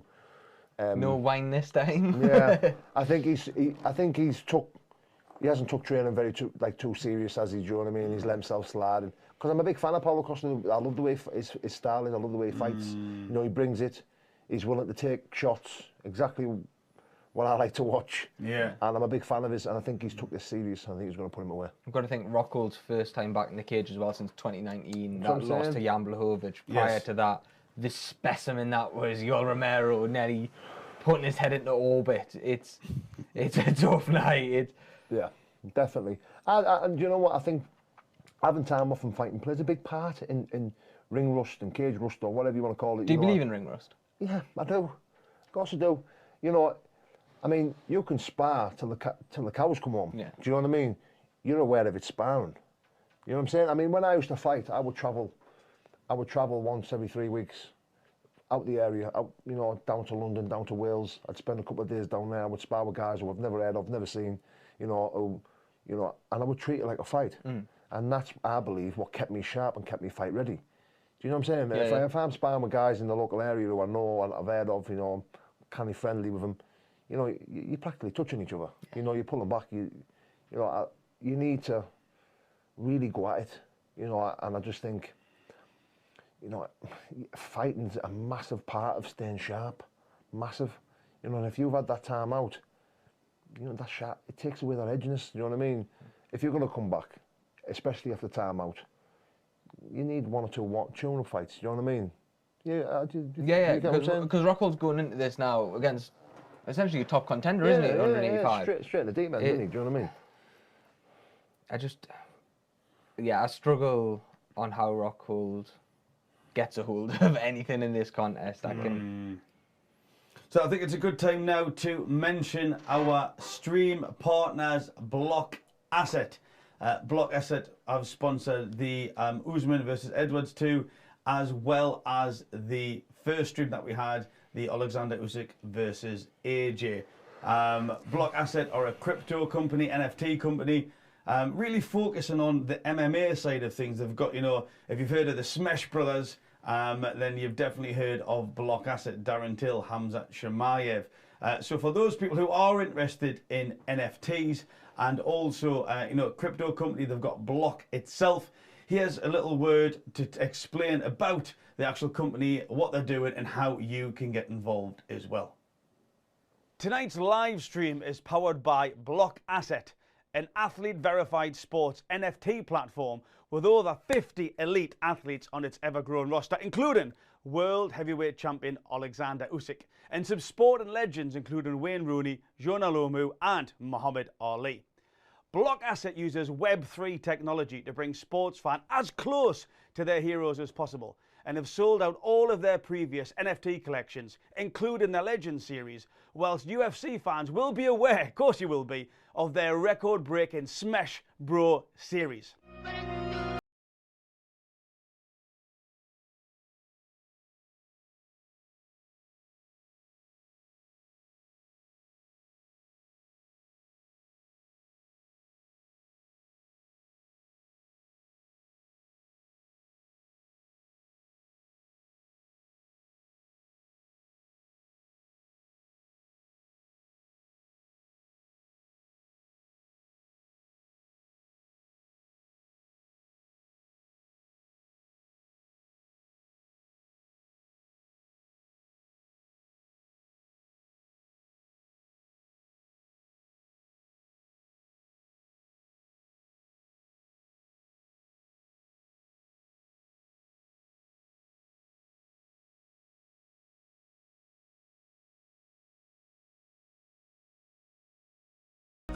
go, Blockasset. Holders of Blockasset NFTs enjoy a multitude of utilities and benefits. This week, they sold out a collection of the world's first performance-based digital trading cards, alongside UFC athlete Leon Edwards, with holders receiving rewards whenever Edwards wins. Selected Blockasset NFTs also emit asset tokens, which can be used on the Blockasset Blaze platform in exchange for the chance to win exclusive items and experiences such as personal training sessions with elite athletes, signed memorabilia and merchandise. If you're undecided on NFTs but into digital currencies, then Blockasset's Block token is worth checking out. Block can also be used on the Blaze platform, with previous items such as a private training session with Khamzat Chimaev and Darren Till and signed Usyk boxing gloves being awarded to Block holders. Poor little man that's gonna get busy. And stepped out, done something risky. Now you're whispering on a tizzy. Tell you about the treacherous summers, bro. I had a string on a mizzy, busy. Before them label meetings, I really had a shotgun stuff trying to greet them. Ever get a drop in the morning, but you got collie, you got a thing buying in the evening. Me and bro step two spinners, whoever we see us find as keepers. Man, when I found out we lost them beaters, I really felt like I was grieving.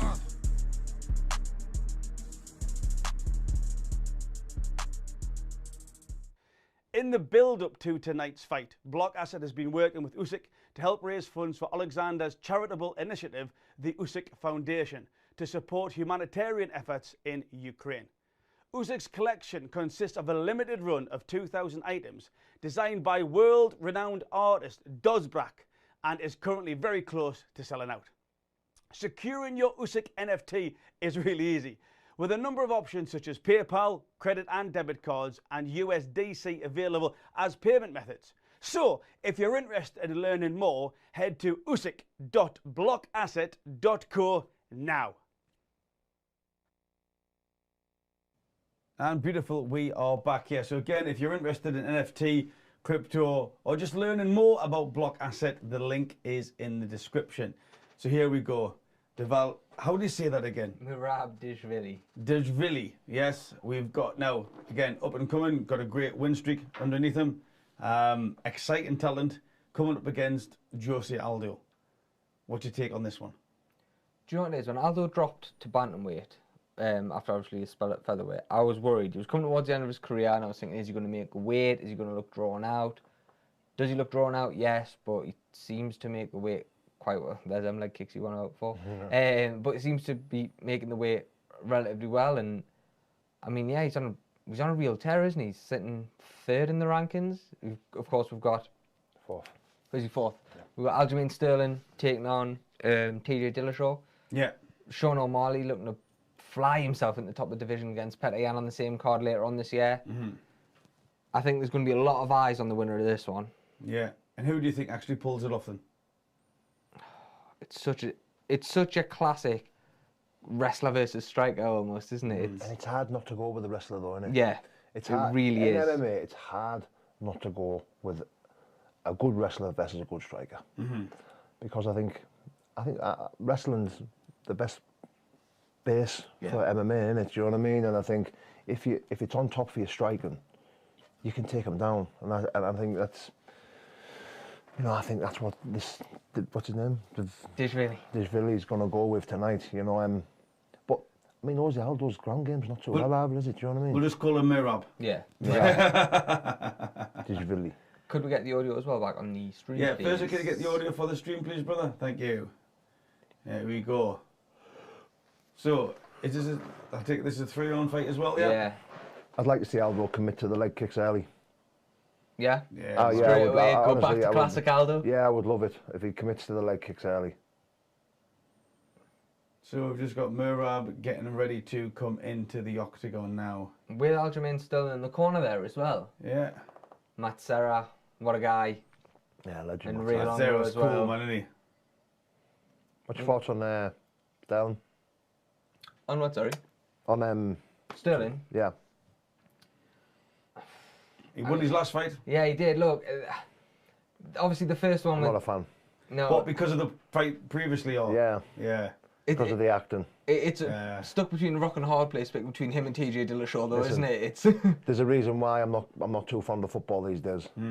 You know, and it's because of stuff like that. You know, guys rolling about, and I just think, wow, you know, like, as a fighter, being able to become champion over a little bit of acting like that is, you know, lost a bit of respect for him, if I'm being honest. So this is... Sorry, go ahead. No, I was going to say, is it less respect for him with that, or the EPO with Dillashaw? Oh, the EPO with Dillashaw is a big no-no for me, like, because I don't think these guys really think about their actions, do they? Because if they kill someone, you know, while taking EPOs, you know what I mean? I just think, like, what are you thinking? Yeah. So you know what I mean? Dvalishvili is in the octagon now, waiting for the arrival of Jose Aldo. Come on, Aldo. Big night from Mirab tonight, though, as well, to really, really make a statement on this division. Yeah. His last fight was against Mirab. Was it Mirab? He struggled against Mirab the first round or two, wasn't it? Yeah. I hadn't realised either that him and Sterling were, like, stablemates. Because then you wonder how that affects the top of the division if Mirab gets there. Will they fight each other? Will they? Well, Burns and Usman train together. Yeah, yeah. You know what I mean? And then, because Usman then went, well, even down to that before when we were talking about the gyms and things, Trevor Whitman, and the move Usman made to Trevor Whitman's gym, I mean, Rose, Gaethje, and Usman all on one night he had not that long ago. He's really established himself as one of the top coaches in the game. So Aldo's just making his way to the octagon now. Come on, Aldo. You can't not like Jose Aldo, can you? Like, He's a legend of the game, isn't he? Legend. Fantastic, man. Fantastic. Have you seen the film? Jose Aldo? no. It's good. Good watch. UFC Hall of Famer Rashad Evans there as well in the background, in the crowd. Yeah.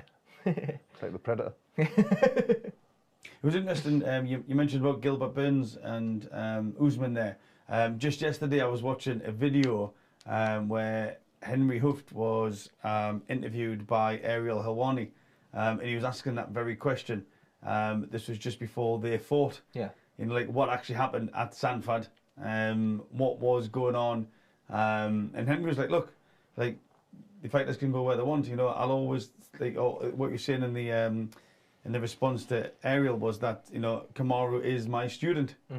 If he wants to go and train somewhere, you know, I'll always consider him my student. I'll always consider him part of the gym. But it must have been an interesting situation for two fighters out of the same gym to be going for that. Yeah, I know, obviously we were talking about before with Aldo and how his head went before the Conor fight. Yeah. I thought it was interesting when Usman and Burns were fighting. Ref brought them to the middle. It was, right, do you want to touch gloves? Burns put his glove out and Usman just walked away, and you seen instantly on Burns' face, like, it hurt him that he wouldn't touch gloves. And it's those little mental battles. Which then might have impacted. Yeah, for sure, man. Honestly, the psychological aspect of the fight game is the biggest aspect of the fight game. And it's not about mind games of the opponent, although that's, you know, that can be important, it can be effective, it can be influential. But it's also about knowing your own mind, being able to control your own mind before you control anybody else's, you know? And it's those little triggers that if another fighter can do, then you can lose your potential control of your mind. Yeah, I remember when I used to be in the weigh-ins and stuff like that, or around an opponent in fight week, I used to be overly nice. You know, hey mate, you know, I try and be timid, overly nice, act a little bit afraid, show him a little bit of fear, you know, and I think, no, sorry, he's overly confident, and he thinks, I've got this, or, you know, I used to give him that false, I used to like giving them that false sense of security where you've got the weight, you've got the size, oh, I'm frightened. Oh. Do you know, I used to like doing that. And then, obviously, I'm in them changing rooms, signing a contract, preparing to kill him. Do you know what I mean? I don't want him to know that, though. Yeah. Do you know what I mean? You know, that's how I like to play it. Yeah. So that was the games that made you feel comfortable? Yes. Yeah, for sure. Yeah, because inside I'm thinking, I hope you think you're going to beat me. Yeah. Like, I hope you think that I'm afraid of you here. Yeah. Do you know what I'm saying? Yeah, for and sure. And you know, I didn't like being horrible or nasty anyway to the guys I was about to exchange, you know, strikes with. But I didn't like being like that. But I felt myself being overly nice and. Going back to the sort of teammate thing, what would it have took for you, a world title, a massive bag of money for you to fight a teammate? Money. Yeah. Yeah, of course. Would there have been a title in K1 that you would have done it for, or was it not? Glory. Yeah. Just a fight on there. I honestly, I'd have thought, my dad. Yeah.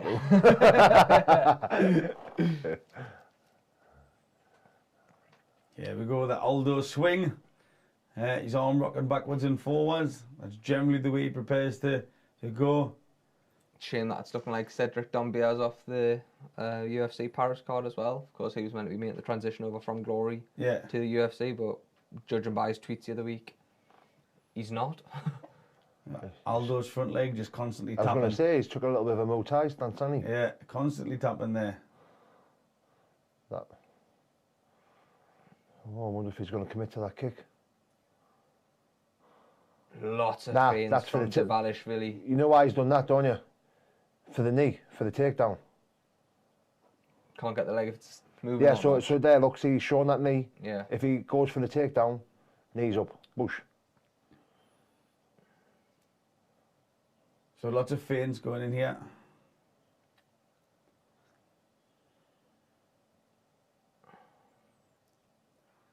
Dvalishvili looking mobile. Yeah. Again, I wonder how it is. I remember reading George St. Pierre's book. In fact, I met George St. Pierre when he fought Matt Serra, as it was, and he said that his head, like he couldn't get out of that idol type hero mindset that he looked at Matt Serra, you know, and when he lost the fight, he actually carried a brick around with him with Matt Serra's name on, and when he was ready to let that loss go, he took the brick and he physically put it into one of the rivers in where he's living in. Is it Ontario? Is it somewhere like that in Canada? Yeah. Yeah, it's fascinating. So you know when you're somebody, excuse me, Dvalishvili, who then is looking up against somebody like Aldo. I wonder what goes through their mind then at that particular moment. Like, do they build up that type of icon status in their own mind, or see there's an opportunity to, because they believe in themselves so much, to actually take some. Oh, there's a hell of a leg kick there from Aldo. First little win as well for Aldo there. Mirab looking for the takedown, strong takedown defense up against the cage from Aldo. Ultimately end up separating, and now they're meeting and striking in the middle of the cage. Yeah, he's checked every single kick as well. Yeah. Apart from that one. Okay, so the commentator. Yeah. Mirab certainly on the front foot here, but Aldo not biting on much either. There's a lot of feints coming at him, but he's experienced enough in this game. I know he's 35, but I feel like he's been 35 for about 10 years. Yeah.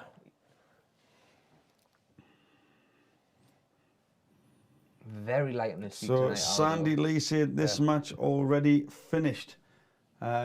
This one's just started. So we're in round one, Sandy. Unless you're referring to the previous one, in which case, yes, it is.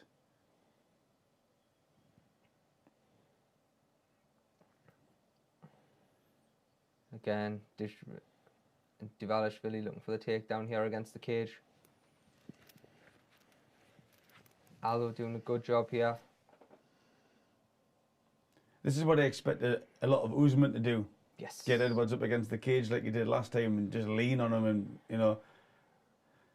let him feel that power. Oh, beautiful. Did he actually, swing himself down there? Shoved him, didn't he?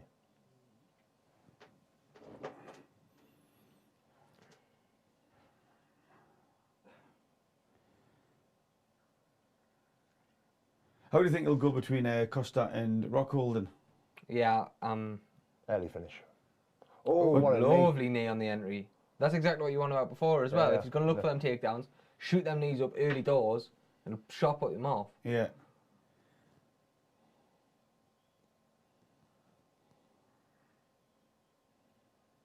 Aldo just, he moves just out of range. That's perfect. Yeah. Just like those, that quick twist of the hips there, that little pivot. There again. He's got the read so early on here on the distance. Sick, isn't he?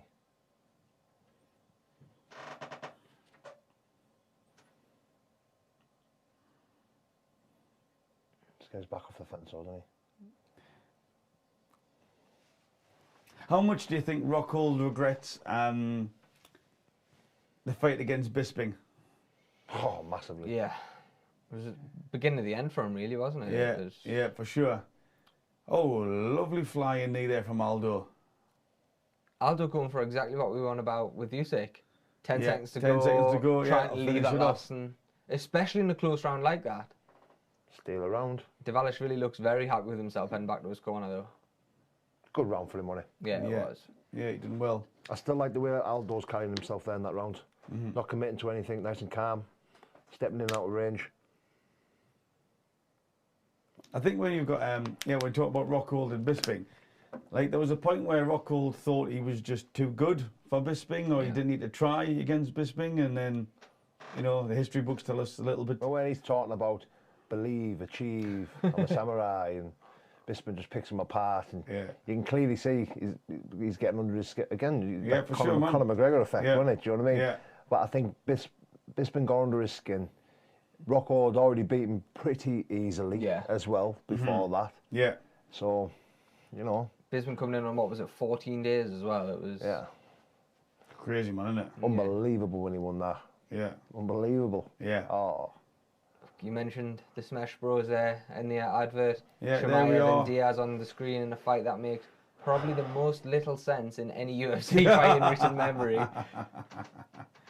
Yeah, but we'll be there tuning in. We will, yeah. Yeah. Diaz got to the point of, what do I need to do to get out of this? I'll fight this up-and-coming prospect, this killer. But look, Diaz has done that for a while. Look, the Edwards fight, granted, for 14 minutes, it was all Leon Edwards. He hit him with that one shot, put Edwards on shaky street, and that was all people were talking about. Yeah.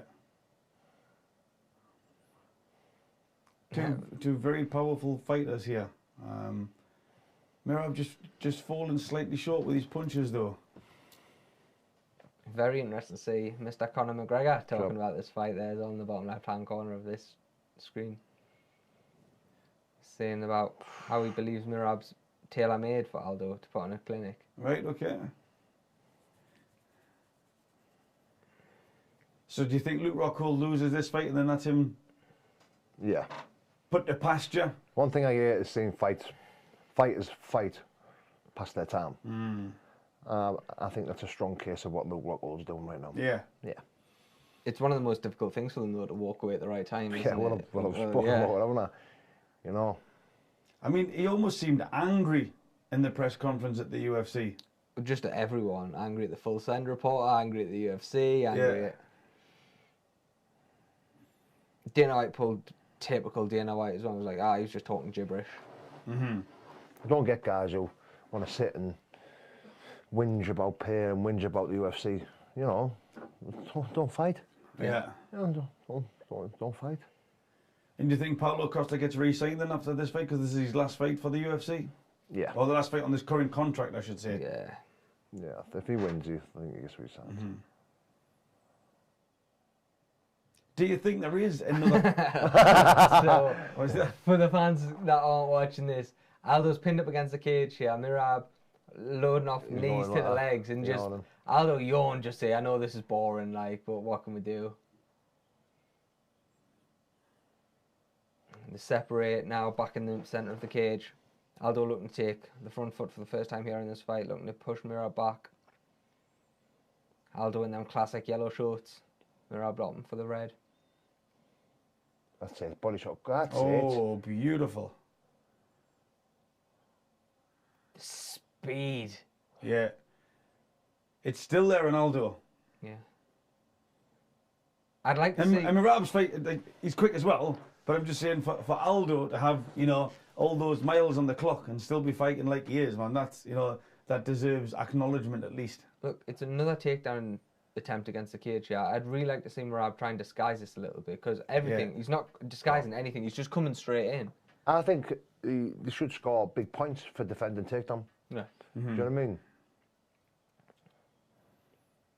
Tell you what was interesting, I had a chat with Mark Ratner What an interesting guy. Yeah. Oh man, the actual, you know, the fights that he's been involved with, like the you know, and he talks about like the sort of legislation, the scoring, the drug test and everything, man. He's a who's who in the fighting world. Yeah. Fantastically interesting character. Been there and done it probably more than anybody else. Yeah. You know, he was there for the fight in Vegas. He was adjudicating that over that. You know, when the guy on the paraglider or the paramotor come into the ring. Yeah. He was there for the Tyson Holyfield where he bit his ear. Really, really interesting guy. Crowd booing now. There's a lot of trying to use their shoulders. But the crowd not really happy with the action that's being provided by the two fighters at the moment. A lot of it up against the cage, which admittedly is not the sprawl. Yeah, it's not the best, not the most interesting way to watch a fight. I love the fact of Teddy Atlas just commenting on the UFC.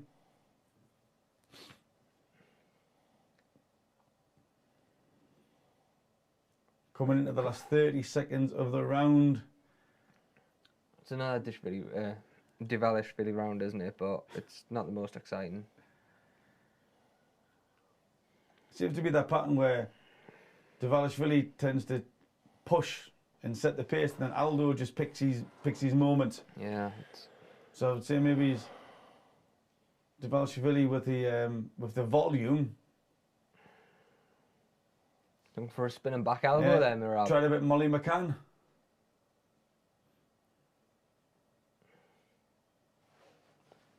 Oh, look, the crowd are clearly not happy. Again, this is a majority of that round spent with Aldo just pushed up against the cage. But I feel like there's no real effort coming in from Mirab to try and take it to the floor. He's quite happy just to chip away at knees. Yeah. With knees, sorry. I think he's tried his best to get him down. Yeah. I think Aldo's defense takedown is too good, but he's still controlling the fight, isn't he, against the fence, and it's going to score him points. Which for me personally, I think Aldo only should be scoring more points for the defense takedown. Yeah. You know, and defending the takedown. Again, he's not throwing enough, so he's probably going to give both rounds to Dvalishvili. Like those little short knees. Yeah, he is winning it. He is winning it. It's not entertaining to watch. No, it's not. By far it's not entertaining to watch, but he is winning it. Matsara, you have it, telling Mirab Dvalishvili before we get into this third and final round, of course, scheduled for 3 5-minute rounds in the bantamweight division. He's going to have to go for it, Aldo, now, isn't he? This is it. Then we'll see what Aldo is got. He wanted to touch gloves there. He said no. He said no. Oh, right, and then changed his mind. Who said no? It looked like Aldo had said no. It looked like he went out to me with his hands.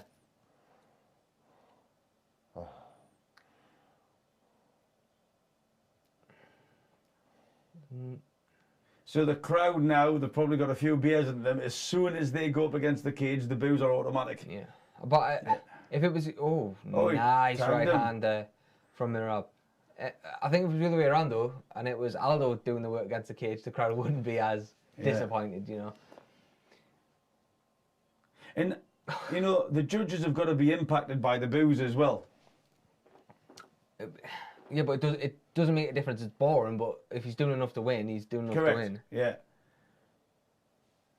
And then, you know, on the other side, from a psychological standpoint, is that when the crowd starts to cheer, the judges have to... The judges can't not hear it, is my point. Yeah, they can't not It can have an influence on the judges, can't it? Yeah, for sure. Without a shadow of a doubt.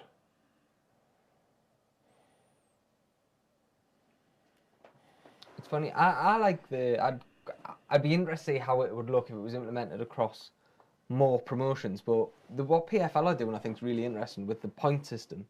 So in PFL, before the playoffs, you'll have 6 guys, you'll have 2 fights. If you win the first round, you get 6 points. Second round, 5 points. Third round, 4 points. Right, okay. Win on decision, 3, so on, so on. And obviously the top 4 then go on for the semi-finals. So they encourage combat. Yeah. Yeah.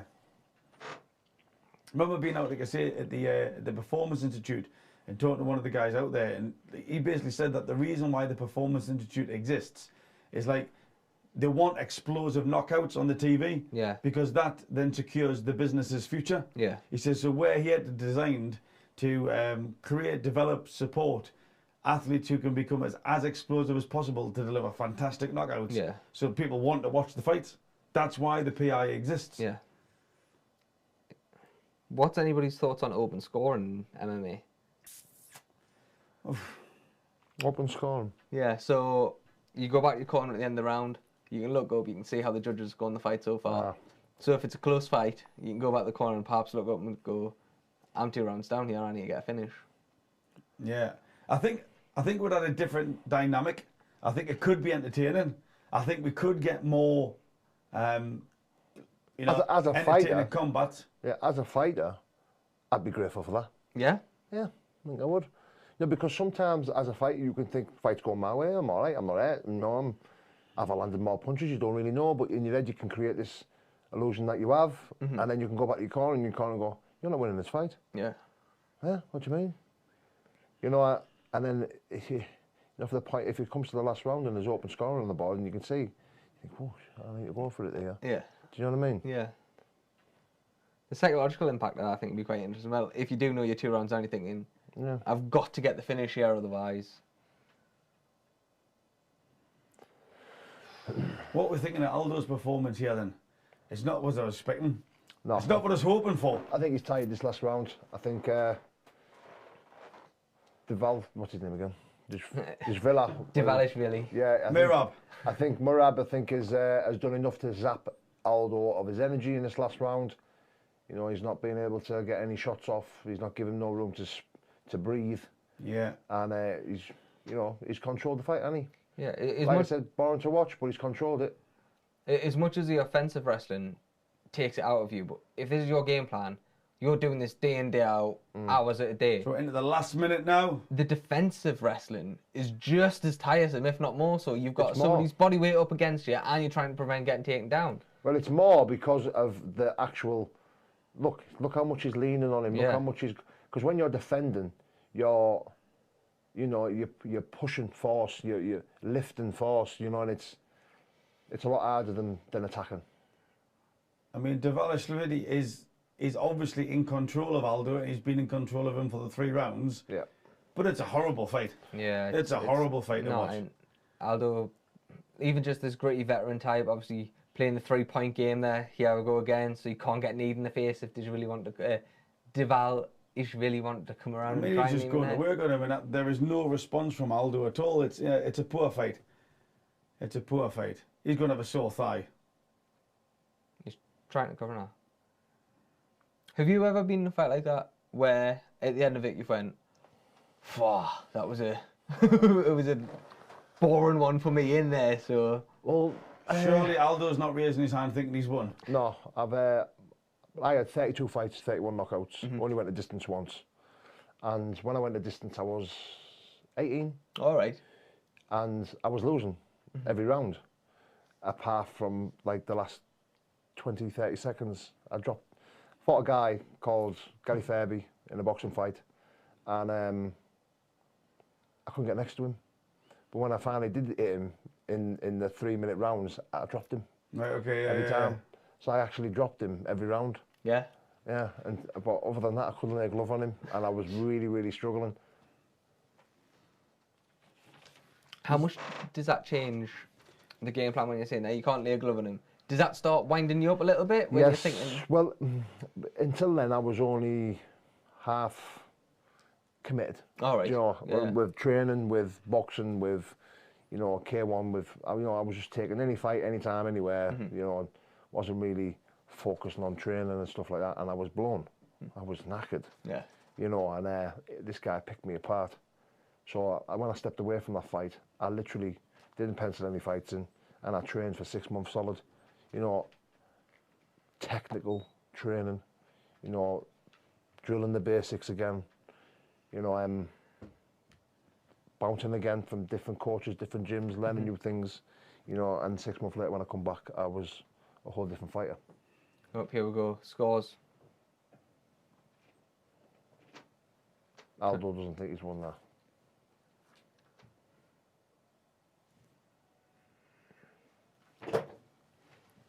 Yep, and as we thought, 29-28, 29-28, 30-27 for Mirab. Gets the job done. Crowd aren't happy. Aldo's disappointed. It's one of them as well. I mean, it takes a sting out the night that you've only got 2 fights left. Like, the UFC brass will be sitting hoping for a big knockout or a big something. Because that was terrible.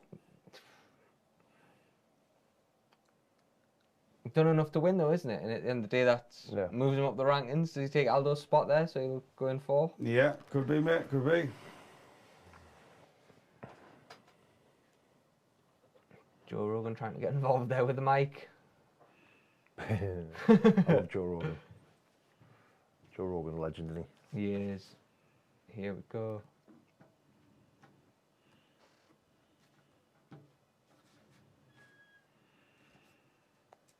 Mirab still getting booed here by the crowd. Yeah. Aljamain still really helping things there, walking around company's ears.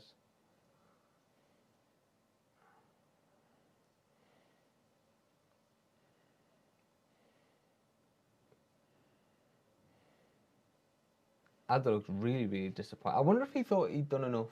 I don't know how or why he would, but I wonder. He seems dejected. Yeah. He seems dejected. He seems. It's a bit like Joshua. I don't understand how Usyk just won me. But again, when you spoke about that open scoring, sometimes as fighters, because you're in the fight, you know, you can still feel like, you know, he hasn't hit me. I've hit him more than he's hit me. I've flung. You know, you can have a total. Like this disillusional look on the fight because you're in it. You know, outside looking in can go, oh, no, like you're losing this fight, and you couldn't understand why. Do you know what I mean? Yeah, yeah. But maybe he's you know, I always remember I fought a guy called Cal Hewitt, and the first round, you know, I didn't want to commit to anything because I thought he was big, lanky, 6'8", heavier, you know, and the guy was, you know. He was quite good, you know, and he was destroying everyone, and it was for the ISK. Sorry, they're just asking Mirab here about what he'll do with Sterling.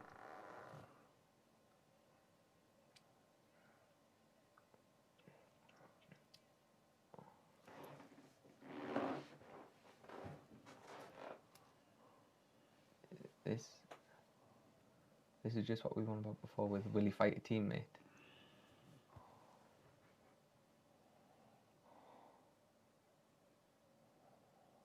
I think there's going to be no judgment in this monologue we're getting. So I bet they're, Joe Rogan's probably regretting asking the question now.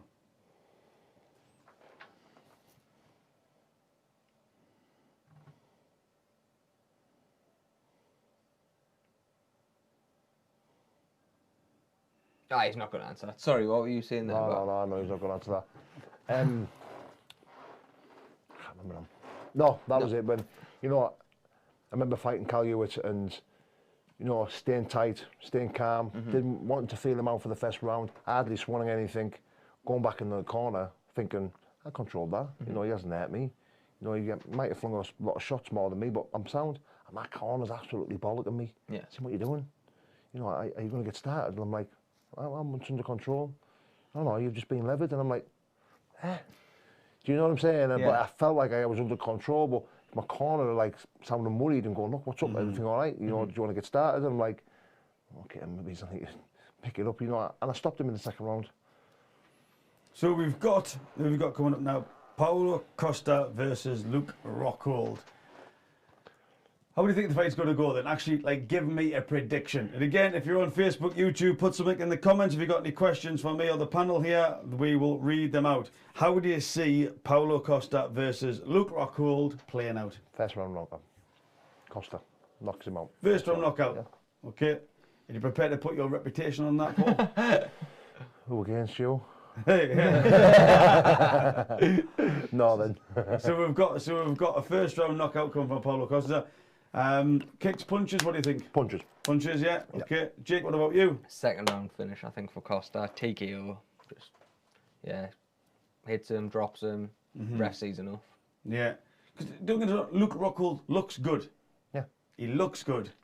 But there's a lot of people who look good who can't fight. And, you know, is Luke Rockhold a shell of what he was, you know, 3, 4, 5 years ago?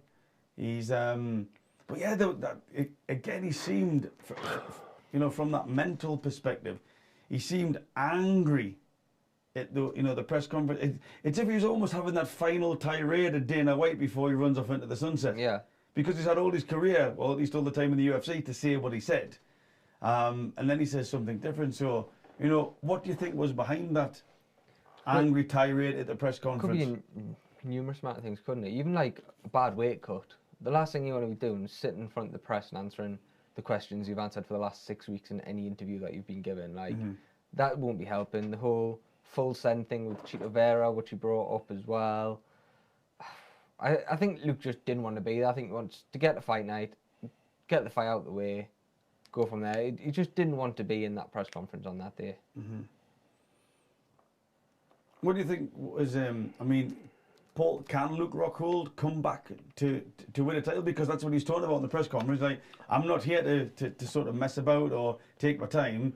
You know, I'm here, then after this fight, I get a shot at the title, potentially. That's, you know, that was Luke Rockhold's narrative. How accurate do you think that is? You know, do you think he's deluded? Do you think he's still ambitious? I wouldn't say deluded. You know, he's obviously a great fighter. Again, you know, he's been to the top.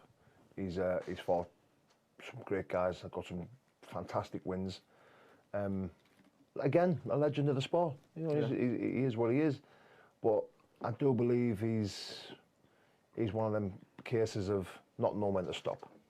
You know, I don't think he's going to win a title again. I think if he'd have got a bit of a easier fight, maybe he's warmed into it. Yeah. You know, who knows? But no, I think it's a classic case of not knowing, the fighters overdoing it and not knowing when to stop for me. You've got to then question the team, I feel, around them as well, because like you said there yourself before, if somebody came and offered you fight for the right money, you'd want to take it. But for the likes of Luke here, who was it, 3 fights scared? You'd like to think somebody around him would be saying, right, pulling them at one side and saying, right, Luke, look, do we think this is what we should be doing? Yeah. What's your prediction for this? Too much money in it. I mean, it does look like where you've got, you know, Paulo Costa, who's, you know, coming into his peak, if not in the peak of his career. You know, a couple of wobbles, a couple of mental questions. But Luke Rockhold, you know, definitely on the decline just by, you know, how long he's been in the game. So this would look like, you know, the young puppy coming to take over the old dog. But you just never know in fighting. You know, you never know in fighting. I do question Costa's mentality. Yeah, mentality. I'm not like questioning his skill set. There's discipline, isn't it? Yeah. That's like, you're not making weight. You know. Yeah, I understand what you're saying about the weighing and stuff, and I get it. But lots of fighters get bored. Lots of fighters can't sleep. Do you know? It's like. Yeah, but that's again. It's all down to discipline, isn't it? You know, like, bloody hell, I've struggled sleeping before fights, and I've never drank wine or took a bottle of wine. Took anything to try and get me to sleep. You know, it is what it is. It's one of them things, yeah. Yeah, for sure. It's just one of them things. It's just part of being a fighter. Do you know what I mean? And I just think the ways I do follow him, and I think he's outspoken, but I think some of the stuff he says and talks about is just pure nonsense. Do you know what I mean? And if he's solely focused, if he knuckles down and focuses on fighting and keeps fit, keeps sharp, I think he's a beast. Yeah. You know, I do think he can fight for the title again. 100%. 100%. Yeah. Yeah, it'll be. So here we've got Luke Rockhold just making his way to the octagon. What gym does Luke Rockhold fight out of? It's not AKA, is it? He's with Khabib and Cormier now, isn't he? Oh yes, aye. Yeah. Well, He looks a bit fuller now, doesn't he? Yeah, he does. Yeah, He looked really drawn in, didn't he? Yeah. For the weigh-in. I thought even at the presser as well, it was the day before, Yeah, his face was gaunt. He looked really gaunt, really drawn in. I mean, I think he's weaker. I think he looked weaker. I think when fighters do that to themselves, I think they take a little bit away of everything. yeah. Do you know what I mean? I was So he's just got most finishes in UFC Strikeforce middleweight history. So he's been there, he's done it, he's got the T-shirt, he's had the belt. His resume is very impressive, isn't it? Yeah. You know, very, very impressive. What's he wearing on his calf there? It's like an ankle support, that elbow See, leg again, support. that's Practically. you know, that Yeah. there. Is having it that actually on, going to make that much difference in the fight? No, but Literally just going to your opponent. Don't Here's a, like Yeah. something that you can I'm blast your injured leg here. off. Yeah. I know guys who've put knee straps on, and there's been nothing wrong with the knee. Mm-hmm. Yeah, they've put a knee strap on one leg and think, I hope he thinks I've got a bad knee. Mm-hmm. Again, them games, you know what I mean? I know guys who've put one strap on one ankle, one knee strap on, and so because if I'm there, the guy walks in with them, I'm thinking, oh yeah, you've got a bad knee, you've got a bad, yeah, we'll attack them. Mm-hmm. Again, that, you know, the mind games, that false sense of security that you're offering them to say, look, I'm not 100% here. Yeah. When really you are, do you know what I mean? We're on about obviously the weight issue or whatever with Rockhold. I'm not so sure what it's like in kickboxing, but look at something for me I think that needs to be addressed in the UFC. Weight cutting, just on the whole, is like guys doing like 5 kilo, 6 kilo the night before the weighing in. So dangerous. It's So dangerous. I mean, I think the most I've dropped overnight was 2 kilo, and I've done that in a bath. You know, you jump in a red hot bath, you know, salt, cup of salt, sit in the bath for 20 minutes, sit on the side for 20 minutes, you drop 2 kilo. You know, that was one of the fights that I took short notice for the ICO European title against Chris Cooper. You know, I was a bit heavy. I just come from Gran Canaria, and I think he got under my skin by saying, I'm not taking the fight if he doesn't fight for, if he's not 101 kilos. You know, so. Mind games again. Yeah. Yeah, for sure. I got invited in to watch a fight at weight cut, and it was, we went in and he was 7.2 kilo he done over the night, and like to see his face from the first bath to 4 baths in that night, then getting back up at 5 o'clock in the morning to do 4 more baths. It's Dangerous, man. Because you can't be fully rehydrated. You can't have all that water back in your brain in the space of 36 hours. Definitely not. I think one of the worst ones I've seen was Darren Till. Is he Darren Till? Yeah. Well, he said he couldn't see. Yeah. When Darren was cutting down to 77s or 170 welterweight, he was like, yeah, I can't see. Like, I've gone blind, yeah. So dangerous. So we've got one guy in the comments, Stephen Appleton says, I think he's on about the PFL here. Again, Stephen, if I've got this right or wrong, just let us know in the comments. He said they score the rounds as in 2 fights. They have £1 million for the winner and a contract. Not as big as Usman, etc., but same type of fight every fortnight. Is he referring to the PFL there? I didn't know it was every fortnight. Believe it's every 6 weeks. Every 6 weeks, is it? Because Stevie Ray was talking about that. Caught up with him a few weeks ago, and obviously Stevie just signed with the PFL. He's been in the UFC for years. And Yeah. I mean, he went into detail about it, named doctors and everything, which was, that's up to him too. But yeah, he obviously signed with the PFL, and he was saying it was strange to get used to that little niggles or whatever you get from tough. You're fighting again in 6 weeks, and you're fighting again to try and cement your place. So he knew. Stevie was in a funny position where when he fought Pettis the first time, he knew he needed 5 points. Yeah, for So sure. he knew he needed to get the stoppage in the first or the second to get his place. Yeah, I really like the PFL format. It's something different, and it's just offering something that it's like a football league. Yeah. And I just really like Yeah. it's just something different. It like triggers different things, doesn't it? Yeah, it triggers different things. See how that works. So even if a guy loses, he can still score points in that fight by. No.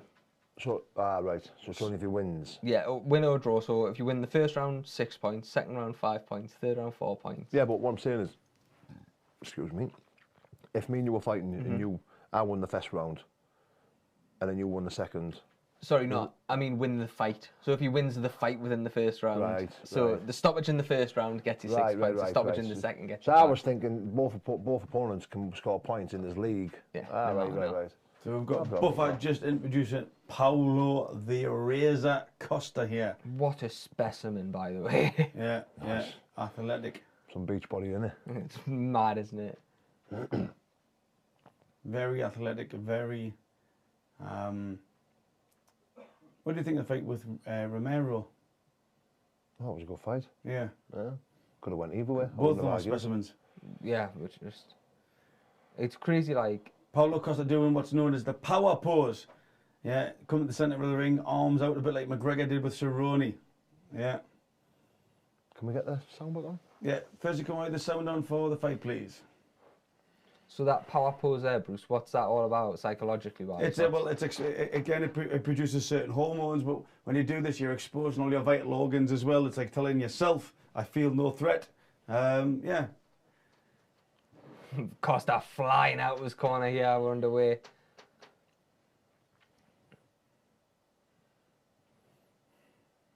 Classic orthodox against southpaw here. Rockhold in the southpaw stance. That battle for the outside position of the lead leg, of course. Yeah, that's very quickly changed. So, Costa hitting Rockhold with some really strong shots here. Getting manhandled here, Rockhold, after shooting him for his takedown as well. Yeah.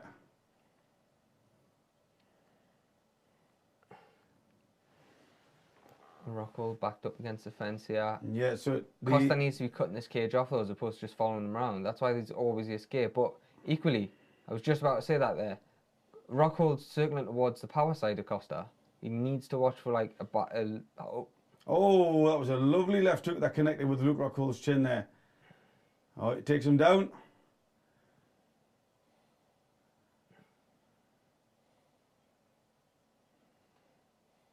Already some reddening on the forehead there, Luke Rockhold now. Looks cut. Looks like he's got a butterfly in. As Costa's trying to pass into his guard. But butterfly obviously preventing it on that right hand side, sorry. This is bar play, short, sharp elbows here from Costa. Rockhold possibly looking to throw up a triangle. This is a bad spot for Luke Rockhold. This is not where he wants to be. Well, DC's just been saying this is where he wants to be. Wants him on the ground. Possibly not in this position, though. Yeah, possibly not with him about 5 seconds away from passing into mount.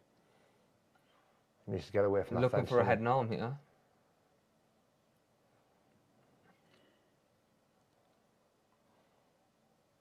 Costa just looks huge compared, like the two of them there, when we're seeing them as they are, Costa looks so much bigger. It's just thicker, isn't he? Fuller. Passes. Oh, Costa and mount, what a terrible, terrible position, but Rockhold manages to get out.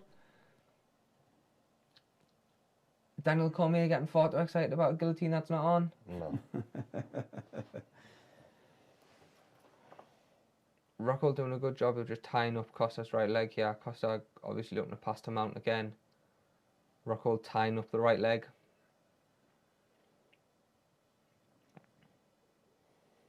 Nice shots to the body there from Costa as well. Yeah, taking some effect on the liver. And he passes again, does he? Yeah. He looks like he's at mount. Yeah, he's got mount. It's so easy for him. Luke Rockhold looks lost for answers at the moment. Looking like he's going to get his back taken. Oh, yeah. Interesting choice off Costa there. Is Costa cut as well? Tired? Lovely. Is he tired?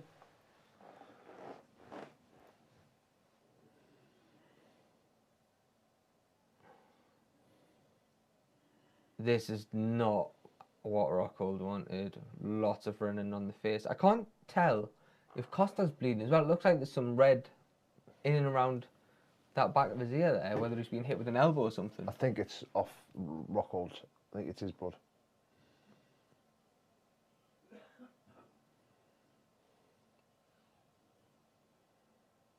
Can't take too many of them. Doesn't matter what your ego's telling you. Yeah, that was 4 kicks to the body on the power side from Rockhold, and Costa just spurring him on. Hits with another one, hits with another one. Costa, is that clever though? From not for catches you clean. Blooded nose here for Luke Rockhold. Costa got him up against the cage. This is interesting, again, from a psychological perspective. When you're tired, when you're fatigued, when it's not going your way, as it blatantly isn't for Luke Rockhold, what decisions go on inside your head that could either help you or hinder you within the fight? Do we say Rockhold, Rockhold? Yeah, or any other combination, like an anagram of the letters. That's brilliant. I love it like that. breathing's going to get difficult here as well for Rockhold. Yeah, he Looks keeps like touching his both nose as nostrils well. have gone. Yeah. Nose is definitely bloodied. Mouth wide open. Oh! Good right hand from Rockhold, lands flush. See how wide his mouth Costa's open? head. Yeah. Every Both time go for the double kick. Rockhold lands with anything, Costa's just shaking his head and smiling, laughing. Rockhold looks knackered here. The end of the first round, both men going back to the corner. Rockhold with the hands on his head already, not a good sign. Opting not to take the stool by the looks of things. Mike Beltran's taking a good look at this, the referee. Yeah, Luke Rockhold looked rocked.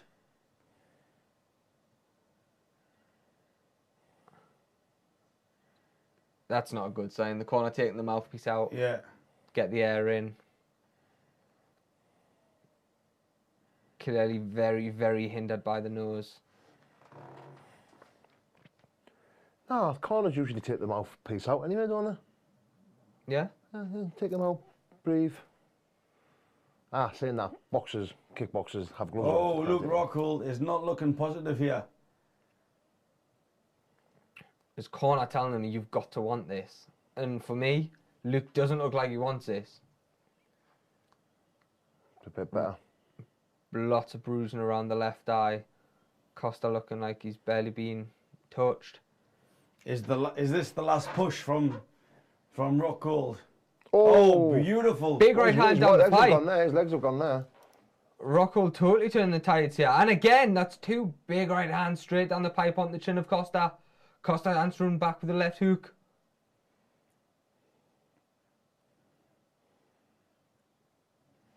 Rockhold looking for the takedown. Don't take the back. Got one hook in. Oh. But Costa gets it back to the feet. Rockhold holding the cage. Gets a warning off the referee. That nose is bust open bad as well of Luke Rockhold. And you can see the pain when he touches it as well. It's strange Costa wanting to engage in grappling, isn't it? Do you know what I mean? There's a lot of blood coming from the nose of Rockhold. Costa now hunting him down like a bit of prey. Costa's mouth wide open as well. Big left hook there from Costa. Rockhold looks so shot to bits here. But he's still firing. He is. He's still got within him. Yeah, he's still firing back. He's still looking for those opportunities. Kick to the Even body though there. he's Oh, he's tired, ready to he start still looks there, good, yeah. Arms down by his side. Luke Rockhold backed up against the fence. Left hook from He's gonna Costa kill him, into man. the body. Costa just, yeah. Luke Rockhold looking like he's going to leave everything in here. Trying spinning attacks. Trying everything. Oh, that was unbelievable, that. Roundhouse kick to the mid. And that landed as well on Costa. But, tellingly, Costa didn't really react to it. No. It sounded great. Yeah, it sounded great. I can't remember the last time I've seen a fighter look as physically tired middle of a round the way Rockhold does here. Yet still pull kicks off like that. Yeah, but 2-3 times here, dropping his hands, leaning forward. Yeah, yeah, Mouth he's struggling. wide He open. is struggling. There's still 3 minutes to go in round 2. Paulo Costa versus Luke Rockhold. Luke Rockhold up against the cage, flailing away, still in it, pushing it on, prepared to commit. Okay, Oh. that's weird. That's not a good sign. Rockhold there, lying forward, hands on his knees, breathing really heavy, almost in the range of Costa. Still giving everything he's got though. Kicks to the coming in legs. with heavy kicks. I Heavy kicks. can't help but feel, but Costa's almost toying with his prey here. He's just thinking, get some rounds in.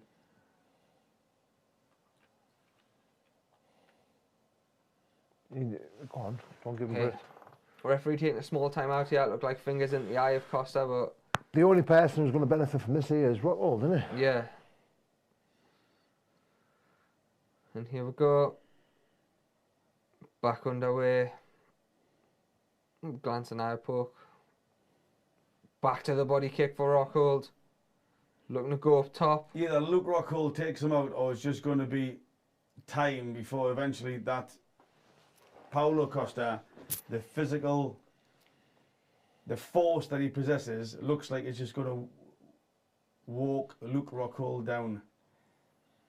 It's difficult to watch this almost with Luke Rockhold. Do you know what though? But it's interesting as well because It's all over. It's all done. over. No, it's not. What happened Oh. there? Legal blow. Low blow or was What it- happened there then? Let's see. So Costa. Oh. Yes. So that's Costa loading up with the right hand, way below the belt, straight on the cup. yeah, that was definitely a low blow. This will be so beneficial for Rockhold here as well. Yeah. Could be He's an got opportune 5 moment. minutes. His He's gum going shield's to out. take the full. He's going to take the full time as well, isn't he? How long did they get? 5 minutes. 5 minutes, yeah.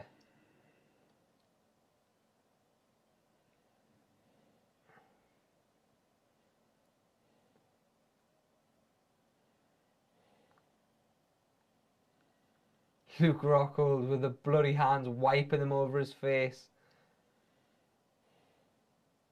That referee's got to be having a look at him, like his body language. Yeah, when you look at body language. But what's interesting, yeah, his body language is saying I'm defeated, yet he keeps throwing punches and kicking, big heavy kicks. Is his body saying that though? I think he's. I'm not. He's disagreeing with you. struggling. That's what we can take His from it. body's He's saying fatigued. he's tired. Yes, fatigued. I don't think he's saying. For me, it's just a sign of time. I've been like that.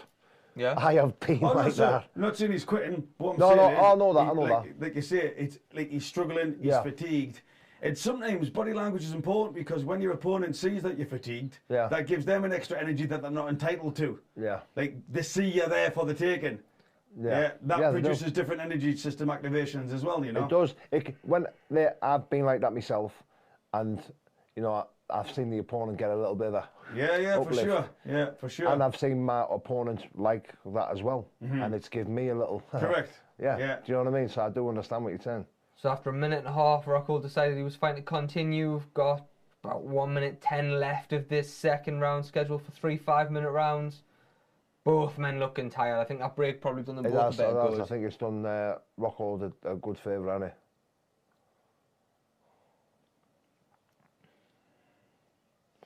Well, I'm glad it makes for a good fight, this. It certainly has. It sets us nicely for the main event. Then nice spinning attacks from Rockhold. For the first time in the fight on the front foot as well. Still not a fan of that leaning forward when he's... Oh, Was that low big again, kick or was from, that- No, I don't think that was low. It was just a good kick from Costa. So That's Rockhold me. up against the cage, trying to move away, managing to move away, but then Costa is just hunting him down. Both guys absolutely tired. Rockhold almost just falling against the Yeah. fence there. It's as if he's happy moving backwards against the cage because he's got the cage to bounce back off if he starts to fall. Oh, look at his face. Grimacing. That body shot.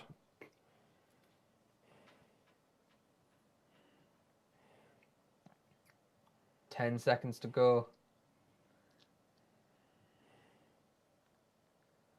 I'm so intrigued to see Rockhold.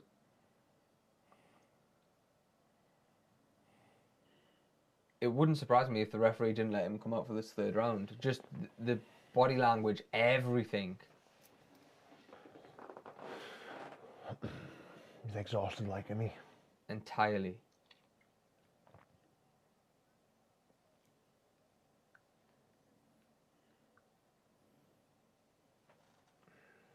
This is Rockhold's corner, just tell him to stop the flashy stuff, keep it to the basics. Probably some advice that you could do with right now. I would say Costa looks the fresh out of the two. Does that mean anything? We will see. But definitely Luke Rockhold is... Luke Rockhold getting a drink of water there, spitting the water straight out, went in clear and it come out blood red. Like, there's a lot of problems I think going on in and around that nose and mouth area. As soon as you have a bloody nose and you're trying to breathe through your mouth and nose, blood starts running down your throat. Yeah. Yeah. Yeah. It's all in your mouth, it's all in your back of your throat. Yo. Making it difficult to breathe. The final 5 minutes in this 185-pound clash. Fighters look ready, Mike Beltrin. My son's just texted us there, he's saying, I was telling you about Paul Venice. I get home from graft and he's on your podcast sick. Sounds like a good lad.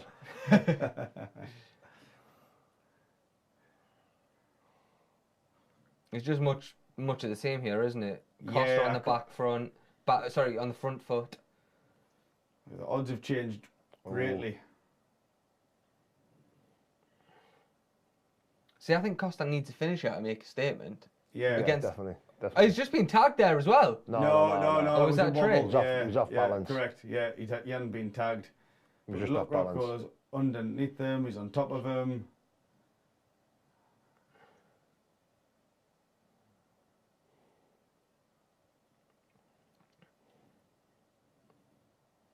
I'm surprised there's not more coming from the power side of Costa here. Has Luke Rockhold been hit with a body shot or something that we haven't seen? Wow, he turns that was away. a massive grimace. He got hit straight down the pipe with the right hand.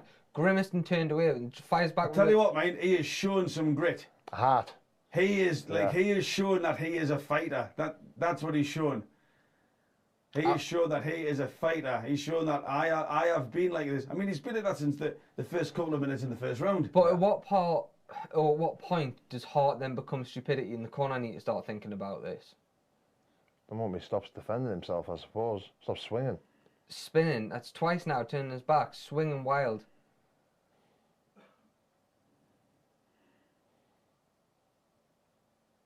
Big shots from Costa coming in. Oh! Huge left hand there from Luke Rockhold. Sorry, person. I know, but probably the sound's going to go. That was a beautiful shot. So against Man, the grain. tell me this is not inspiring. Luke Rockhold is virtually out on his bum, and he fires back with something like that. And That's the dog. That's the dog, mate. 3 minutes to go. Costa coming forward, hands behind his back. That is the dog. I'm interested in how come Costa can't finish it or hasn't finished this. I don't think it's a good look for anybody. Wow. Very simple sprawl. Rockhold almost there taking a second to catch his breath. I tell you what, I was kind of wrong. His chin's holding up. Yeah, man. You're very confident. Round one, Costa knocks him out. Yeah, I was. Yeah. It's my reputation ruined. Look at the blood pouring out of Rockhold's mouth as well onto the floor. Like, this is a lesson for robustness. This is a lesson for resilience. Yeah. When you're under the cosh, can you continue? Yes, you can is the answer. Luke Rockhold is proving this in spades. Yeah, absolute spades. 2 minutes left here, this third and final round. Luke going for quite an unorthodox defence there as well. Holding his own leg. They seem to be talking to each other now. Costa looking to get into mount, and I think if he gets in and he gets there comfortably, starts raining down some elbows, raining down some strikes, it could be the end for Luke Rockhold. I'm really impressed with Luke Rockhold with his resilience and robustness and the actual determination that he's shown there. Like, the guy has took a beating, but he's also been prepared. He's giving his back. up. Costa both hooks in, 1.5 minutes to go. That's not where you want to be if you're Luke Rockhold. Work in the hands. Luke Rockhold, work in the hands. The deep breaths, the open mouth for Luke Rockhold. But if you look at Costa's diaphragm moving as well, like, he's not finding it easy. Look at the blood pouring out the mouth of Rockhold. Oh, wow, that looks hard to breathe, doesn't it? It really, really does. They're talking to each other. Is that all you got?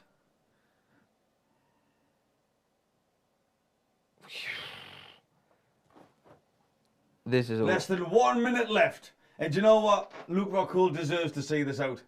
Definitely. For him to be that knackered, that fatigued, that exhausted, and throw back and kick back like he has done and still be in there now and not quit. Man, that's a fight.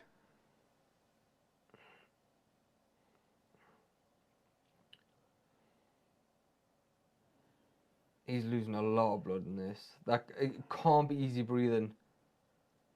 Go on, look at that. He ends up in the guard of Costa. Raining down shots of his own. 20 seconds to go here. Luke Rockhold looking to finish his fight strong. Come on. Oh, rubbing his blood in Costa's face. Wow. Yes. 5 seconds to go in this. What a fight this has been. 1-0.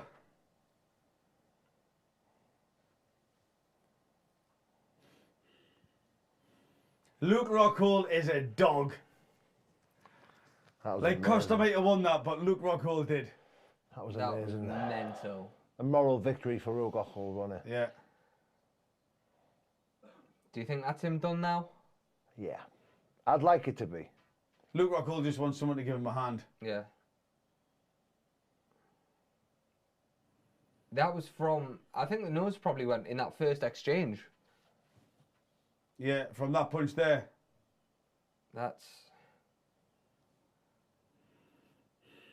Boom. On the...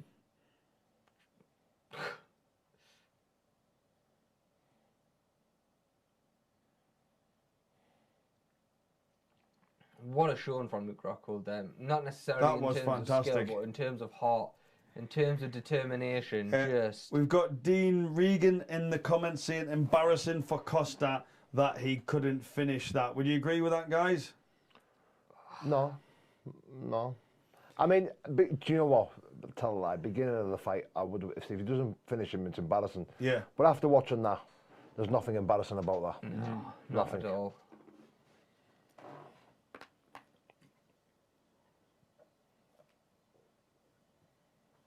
Tip me out after the both of them. I'm interested to see what these scorecards are going to be. Paulo Costa gassed as well, though. Yeah, he always does, doesn't he? Yeah. The way Luke's cuddling his team and holding his team here, I wonder if that's the last time we're going to see him in the cage. Very, very emotional Luke Rockhold.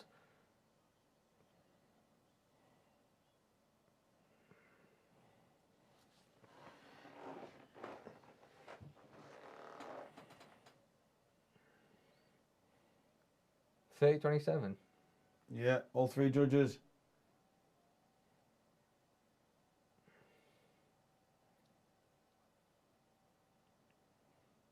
And Paulo Costa gets it done. No real shock, I think, and that the only shock would have been... Joe Rogan looks like he's going to a funeral. Why is that?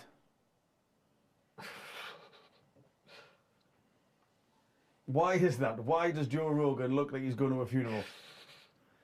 What is with the attire? Main event next, boys. Indeed. Oh, Rockhold taking his gloves off here behind Costa. Of course, that's synonymous if he's going to leave them in the cage with retirement.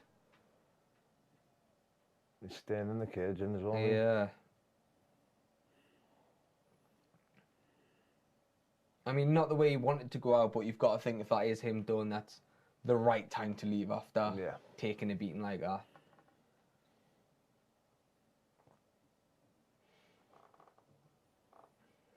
Yeah, so a very interesting fight. But for me, that's it. The dog's there. That's it. Yeah. That's it. I'm not even interested in Costa winning.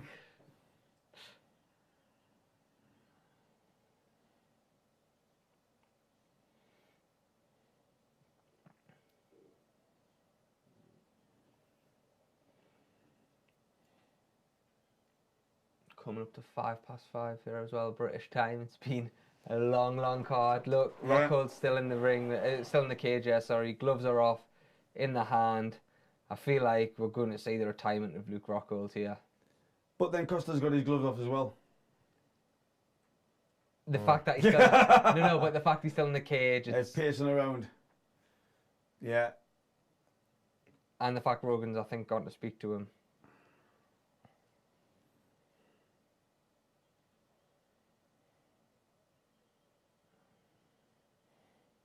Yeah, I think he's done. Yeah, he's holding the gloves in the position. Extremely, extremely emotional Luke Rockhold, yeah. What a career, though. Yeah.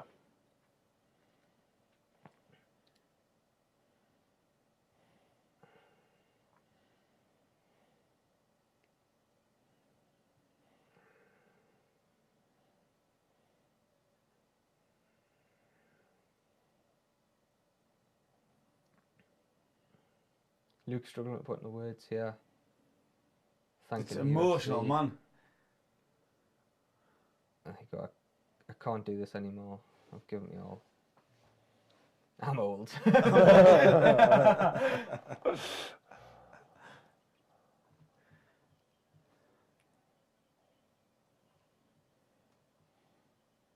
What's he now, though? 38? Man, like that was... if you watched that tonight and you weren't inspired by Luke Rockhold, then just like go away. Yeah. If you're Just not go watching away. it tonight, catch the highlights tomorrow as well, because that was an incredible, incredible fight.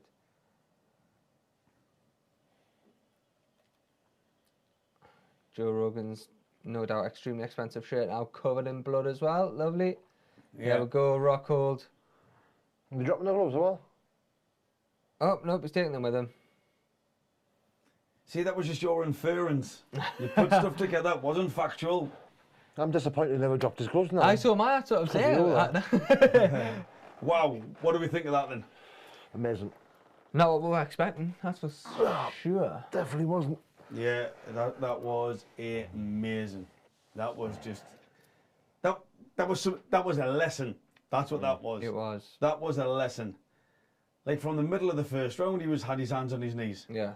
It's what I love about the fighting game, though. Is anything can happen. Expect the unexpected, you know, and you know, be prepared to be shocked and surprised, and you know, things happen that you don't expect. Yeah. Let's wait and see if we're in for another surprise in this main event. Howie Edwards, come on. Yeah. So, we're coming to the main event.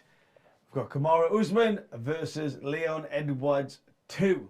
Okay, again, we've been sponsored by Blockasset. If you're interested in crypto, NFTs, or anything along those lines, the description for their site is down below.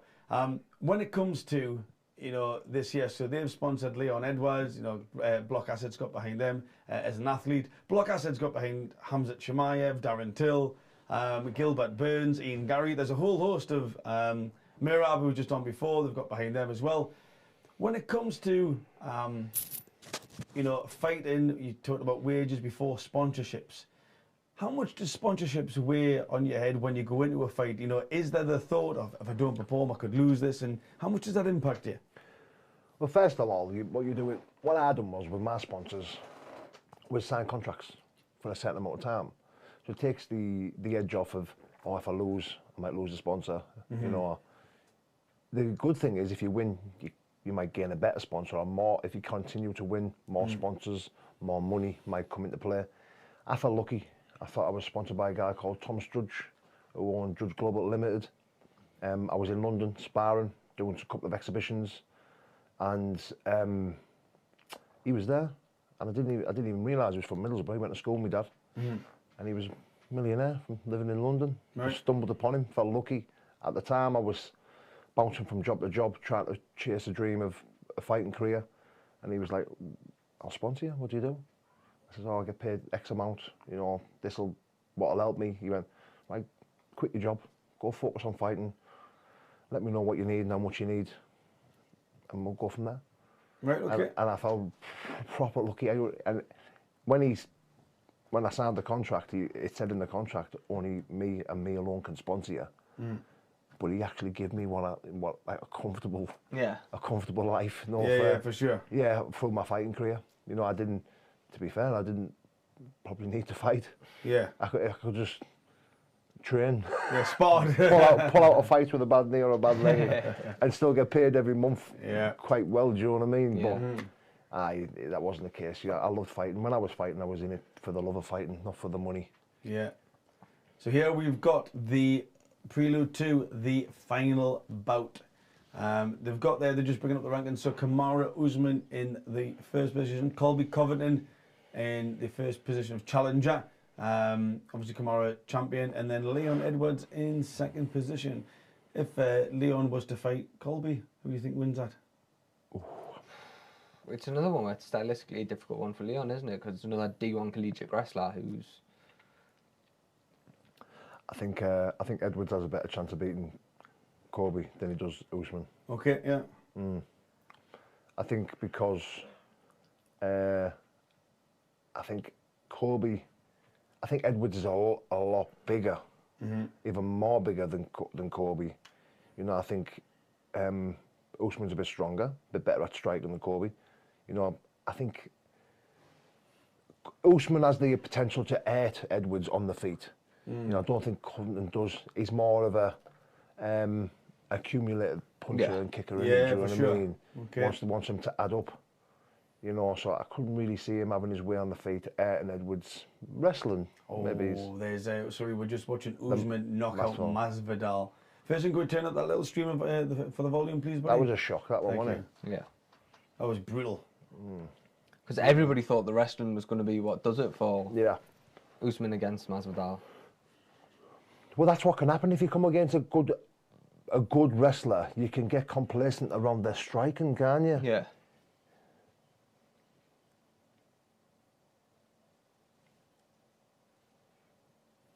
So we've got. I mean, he's definitely a skilled striker. This is just what we needed at 5:15 in the morning, mind. A big promo about the fight that we're about to see. Let me know how you're doing in the comments. Who do you think's winning? Is it Paulo Costa? Is it Leon Edwards? And let me know why. Why do you think one of the fighters is going to win? Do you think Leon Edwards has got a chance? Has he improved that much? Has he improved that much that he can actually dent Kamaru Usman? Has he? As British fans, has he? I know we want him to, but has he improved that much? Has he, changed? It's what we were saying at the start of the stream, isn't it? Yes, of course, Leon's improved, but so has Kamaru.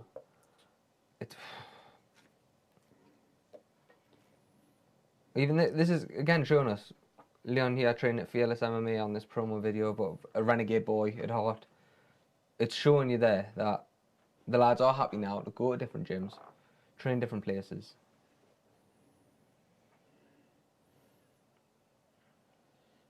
So I think it's, yeah.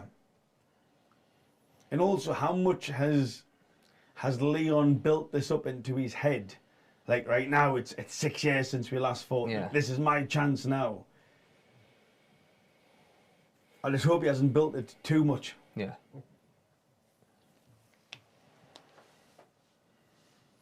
And here we go, I think.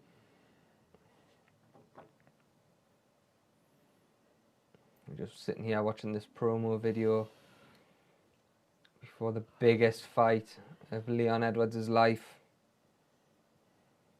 It would be fantastic to see him do it, wouldn't it? That overhand, right? Oh, look at this sweat, man. Just He's got switched before his he lights hits the clean floor, off, didn't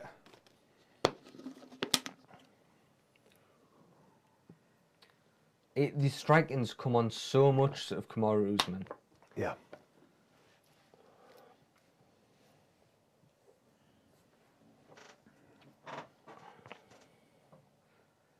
Leon's the big underdog as well going into this.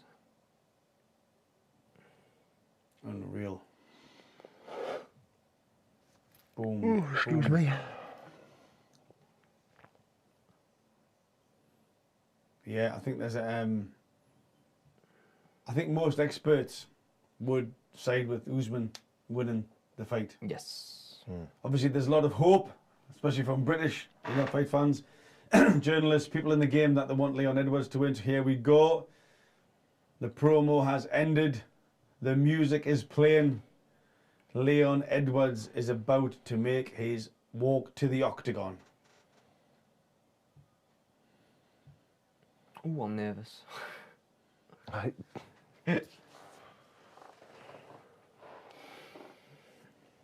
What was going through your head, Paul, as you used to walk to the ring? So in changing rooms, very nervous. Yeah. Pre-fight jitters. I learned after a few fights that the pre-fight jitters and nerves kept me really dangerous. It kept me worried about losing. It kept, it wasn't fear or nervous around the guy or the opponent. It was losing. Yeah. Losing, getting tired, embarrassing myself, all that stuff. And that would play a massive part in me staying sharp, staying edgy, keeping prepared. Walking to the ring, gone. Yeah. All gone. We can Nerves see are we've gone. got a very relaxed look at Leon Edwards coming to the ring here, Yeah. sorry, the octagon. That's it now. See, this is where your nerves are gone, your pre-fight jitters are gone. You're just ready. You're ready. This is where it's just pure excitement. There's Gilbert Burns in the background there. Yep.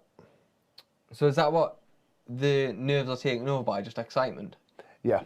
Adrenaline, excitement. See, when you, how can I explain it? When you're a child and you're looking for that biggest hill or the biggest jump on your bike or the biggest tarzy or the biggest slide, and when you find it, that excitement feeling you get, that's it.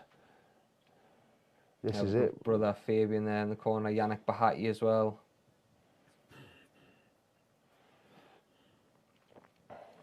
Both guys doing well at Bellator, both Yannick and Fabian.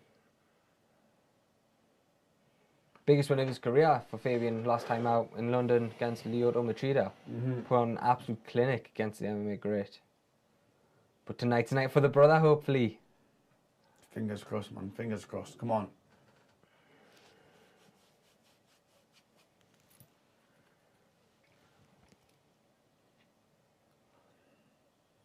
Leon's very, very lean for a welterweight as well. A lot of the welterweights are a lot bigger built.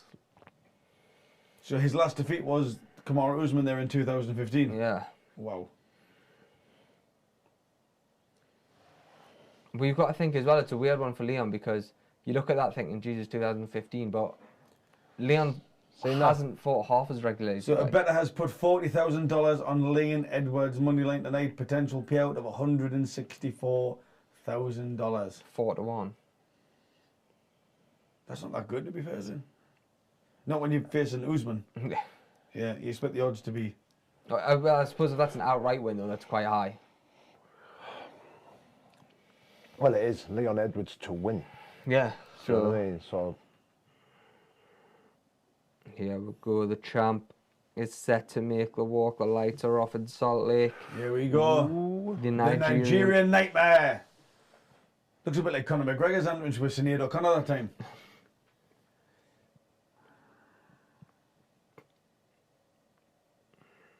I mean, that was some entrance, wasn't it? It was amazing, wasn't it? It's one of them, like, Yeah. it'll just go down. I actually go back and watch it on YouTube now. Yeah. yeah, Like so many things Conor done Just in the rewatch sport. it, yeah.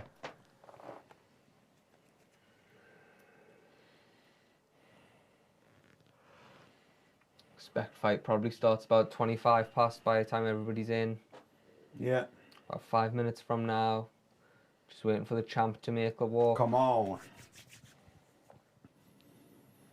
Again, we've got another comment. Dean Regan says, "The feels like the fighters are feeling the altitude tonight. A lot of them gassing out." Yeah, certainly. I believe it spoke about that on commentary there as well. I 100% agree with that. That's... Here he is. Look at the size of his brother, by the way. Fantastic. Obviously won the Ultimate Fighter there last weekend. Yeah. At what weight? Heavy. Heavyweight, yeah. truthfully, I thought he was losing that fight until that knockout. Yeah. He was, wasn't he? And it was like a stiff jab as well. It wasn't like a... Trevor Whitman, of course, to the right of Usman. Sorry, to the left of Usman. Probably one of the biggest and best coaches in the game at this minute. It was interesting. I see there's awards going out for people to vote for the senior for the best trainer of the year. Yeah, the or Fighters something like Only that. awards. Yeah. And I saw Henry Huft had put lame, like across it, like basically this competition's crap. There's no best trainer. I mean, how do you actually choose the best trainer? What is the criteria? Was it most champions, biggest gym, best gym? Yeah, how do you decide?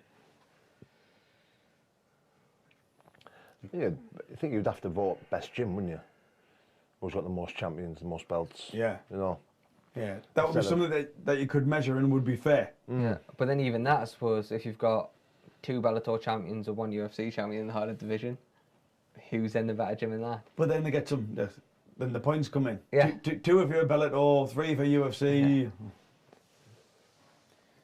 So Kamaru Usman looking like Kamaru Usman usually does. Filled out, but still shredded. It's like incredible condition. I know you won about before, Bruce, when you met him. Oh yeah. The shape. Weird. He's a beast, like he is a beast. Yeah. Muscles on muscles, isn't he? Yeah. Here we go. About to get Vaselined up as the champ.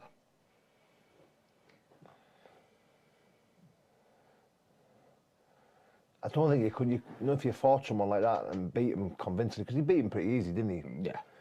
I wonder if he's thinking, it's going to be same again, easy night. You know, I wonder if he's took it lightly. You know, Yeah.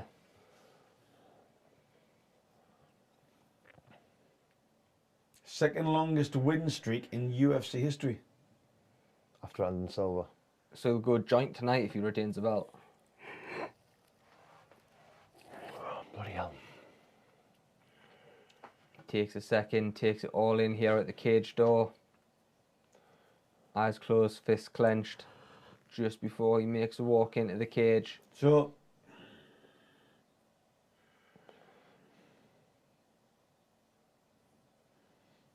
all right, so here we go. We've got Kamaru Usman versus Leon Edwards. Jake, what's your prediction?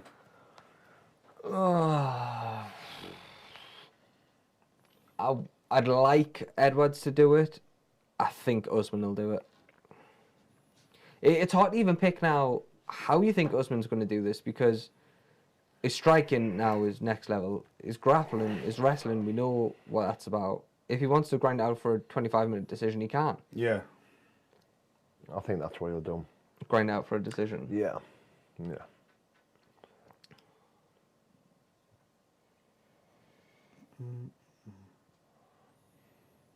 I mean, it's boring. It's going to be, if he does choose to do that way, he's going to grind the decision, wrestle him, hold him down for 5 minutes each round. Then you've got, it's not nice to watch, but it's clever, isn't it? Yeah.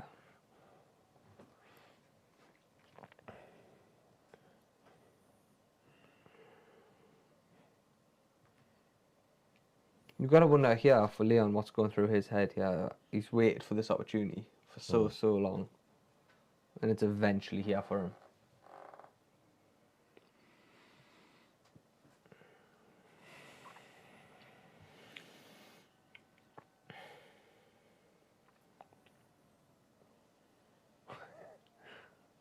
It's great. And now, for the millions watching around the world,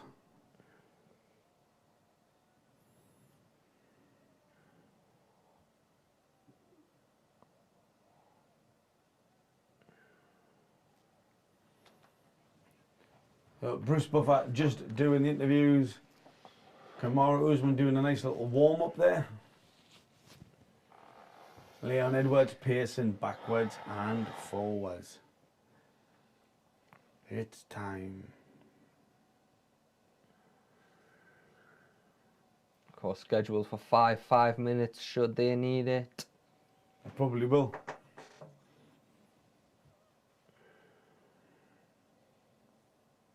I'd be very surprised if we do get a knockout. Yeah? Yeah. I think both of them are just respectful of each other's power, which means what you were saying there, Paul. You've got to go for it. Yeah. You've got to go into that firing line in order to try to achieve the glory. See as well, with I believe as well, if you're gonna beat a champion, you have to beat a champion convincingly. Yeah. You can't just want to questions think out you've of it. won on points. You can't just think you've won on points. You know, you've got to go take the belt convincingly. Do you know what I mean? Here he is. Kamaru Usman, 20-1. 6 foot, 170 pounds. Minus 345 favourite in the odds.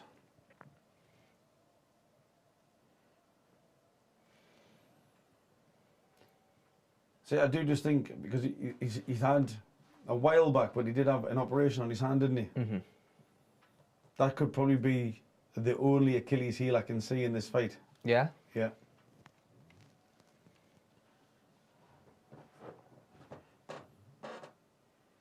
Intense.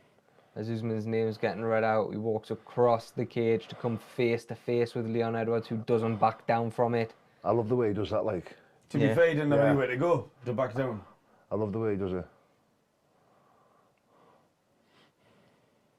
Leon not looking at all at Kamaru here, looking anywhere but. Kamaru staring a hole through his chest, no touch of gloves. The camera crew are getting out of the cage, we're getting so close here. Both men starting on Seven one months, knee. seven months ago, yeah, that on surgery. Here we go. Both men starting in a crouch position.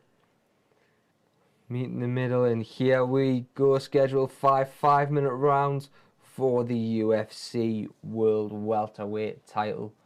Champ Usman, black shorts with gold trim. Leon Edwards, Britain's own, in the red shorts. Leon goes for a kick. Usman catches his heel.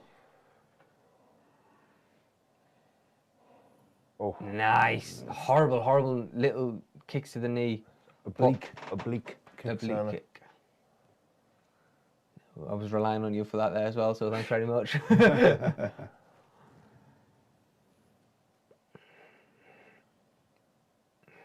Constant feints here from both men, taking this first minute just to feel each other out. Not a huge amount of action, not a huge amount of offence coming from either man. Nice inside leg kick, followed by an oblique kick there again from Edwards. I wonder if that's a game plan, just obliterate that lead knee. Be a good game plan. Nice stance switching as well from Edwards here.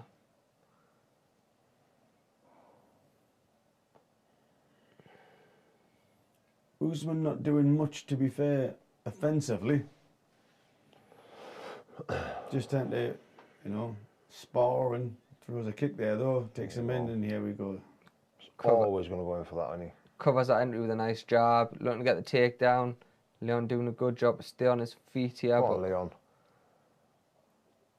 Stay on your feet, mate. That's a good shout there. He's on his feet. Oh. Oh, Leon was looking for a trip of his own there. Now he's ended up with the champ in his guard, coming down with sharp elbows. Not what Leon Edwards wanted here. So Leon Edwards is on the ground. They're going to the feet.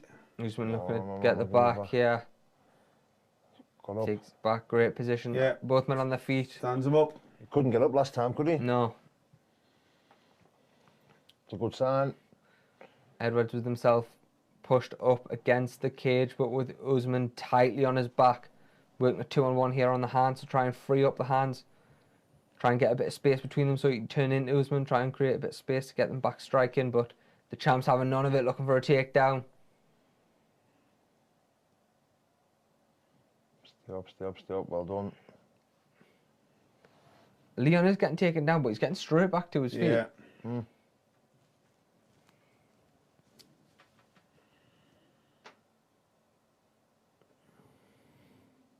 Again, up against the cage. I hope it doesn't turn into one of these again. No. 5 rounds of this would be not great. I think that's what Usman wants. Go on, there you are. Well, Leon gets a trip of his own. Go on, son. And end up in mount. A full mount. Great position for the Birmingham man. First fighter to take Usman down in the 16 UFC fights. What a statement that is. Massive. And what a position to land in as well in the full mount. Like, You've still got 1:45 left in the first round. He'll steal this round here. If he sticks. Go on. He's going to have to turn. He's going to have to give his back. this is huge from Leon Edwards.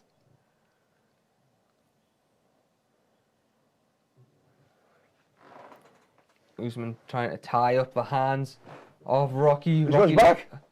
One of his hooks has fell out. Oh no, he's got body triangle. Apologies, got it. body triangle there. Wow. Lovely, lovely work from Leon Rocky Edwards here. Usman in a position he's not used to, with Edwards on his back like a backpack. Leon looking to fish his arm under here for the choke. Oh! No. It's on the jawline, but if you can get the pressure right, you can still get enough on it to put him out.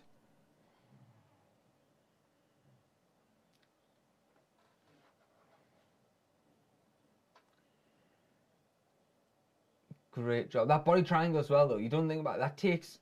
Yeah, squeeze the air out of you. Yeah. Every time you breathe, it gets tighter. Usman looking to fish his arm under here. It's on the chin, looking for a rear naked choke, but Usman pops his head out. This is a great start for Birmingham's Leon 25 Edwards. seconds left in round one. Can Leon Edwards do something with this? Referee taking a look at the way that Usman's holding these gloves here, but doesn't seem to have an issue with it. Look, Edwards is going to struggle to finish anything from here, especially with 10 seconds to go. But this is a big statement in this opening round. Lovely elbow that.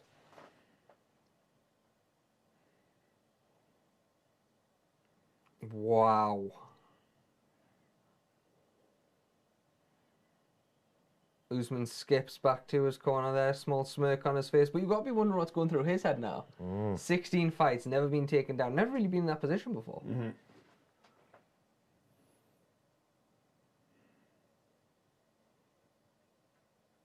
Trevor Whitman, we've made one mistake, it's okay, but I don't want you to make another one.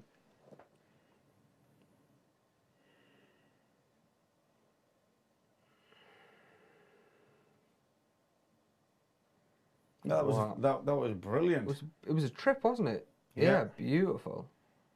Edwards done well as well to keep his position, because where momentum really was, well. he could have quite Gone easily ended over. up. Edwards done really well. Obviously, his wrestling, his grappling was a hell of a lot better. Absolutely. Massive round for Leon Edwards. Now, how does Kamaru Usman respond to this? I'm hoping that puts him off wanting to engage in wrestling. Yeah. Usman almost running across the cage there to meet Edwards in the corner.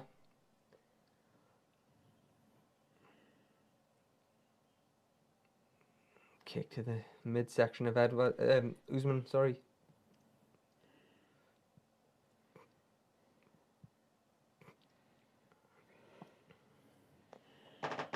That lead leg kick again from Yeah. Usman Usman swinging now.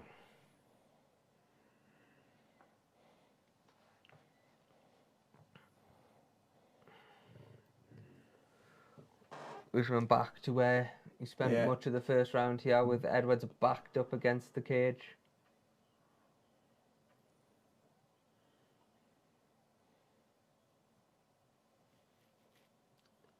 What happened there? His foot got caught in the cage, bottom of the cage. Edwards' foot getting caught in the cage. Edwards going high with Usman going high with the kick. Sorry, looking to unload some big shots here. Edwards looking happy just to cover up on the fence.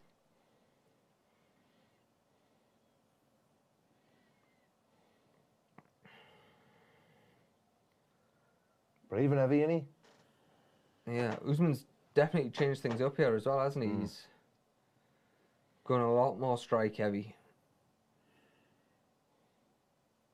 Nice.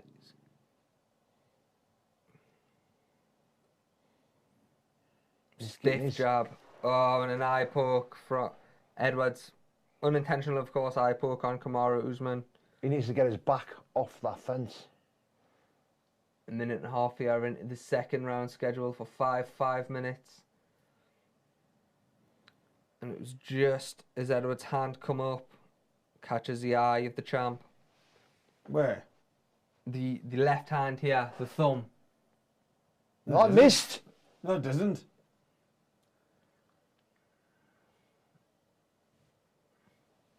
Didn't even go in his eye. I mean, See that? that would be the most Leon Edwards thing in the world, that, wouldn't it? Yeah. We're back underway here. 3 minutes 20 left of this second round. Come on. Needs to get busy now, doesn't he, again? He does. I feel like Edwards is having a lot more success in the striking department. That's interesting. That blatantly wasn't an eye poke. No. At all. Now, does that invigorate Usman? Does it tell us something about him? It kind of... Is he looking for a way out? It's interesting. Oh, what a knee.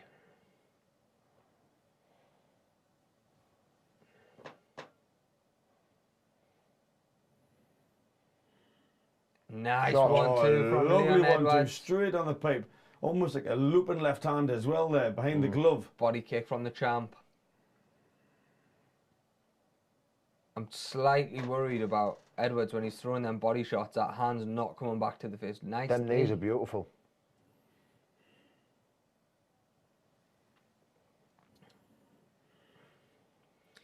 Usman just pacing after Leon Edwards here. Oh. Throwing a leg kick. Left them hands a little low in it. Left hook. Did the champ. Get your back off that fence. Yeah. Again, Leon Edwards pushed up against the fence here. And Kamaru quite happy to do that as well. Yeah, Usman's more than happy. There's a foot stamp coming from Usman there.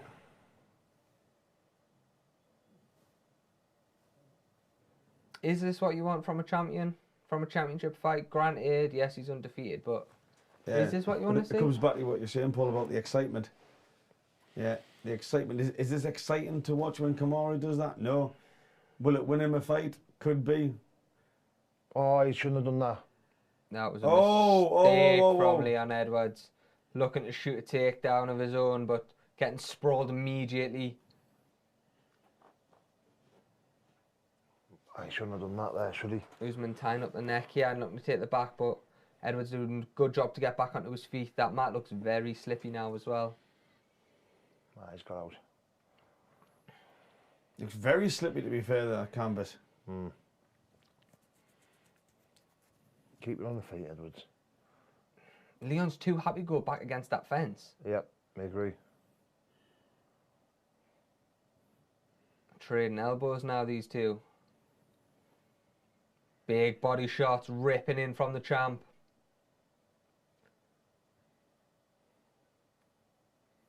Nice angles.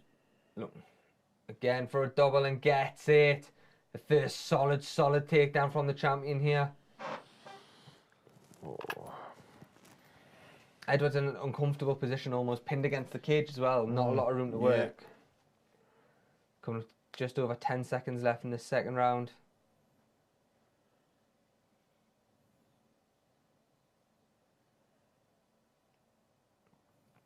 Five seconds to go here in this second round. 5 rounds if they do need them. That's the second round over there. We've got, I think that Usman's round. Yeah, I think it's 1-1. A lot more dominating around there from Kamaru Usman. I don't like the way that Leon's happy just to sort of stand and cover up. Yeah, still mine. I don't understand the purpose of what he's trying to achieve by doing that.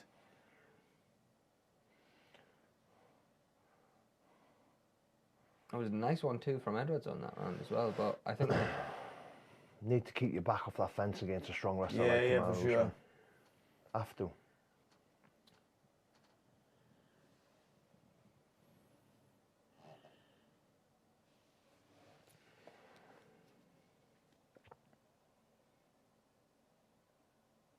Leon's corner telling them it's 1-1. Yeah. Yeah, I agree. I like that though as well. I think sometimes you can hear corners and they'll speak the fighter and you think, what? Why are you telling them that? What fight are you watching? Yeah. Come on.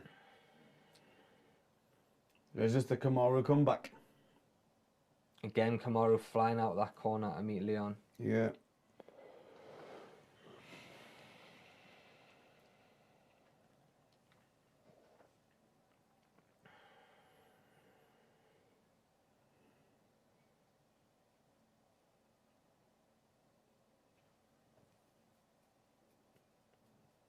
Leon, a lot of feinting again. Muchness of what we've seen in the opening too.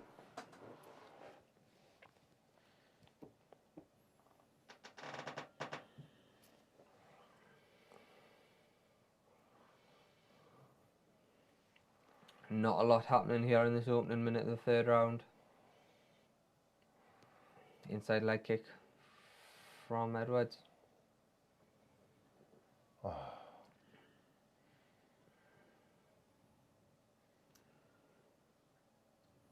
That's exactly what you're saying. Like, Edwards keeps backing off. He's happy to go back to the cage. That's not going to take the champ's belt off him. It's not, and It's here just we not. go again. So slow he took that leg there.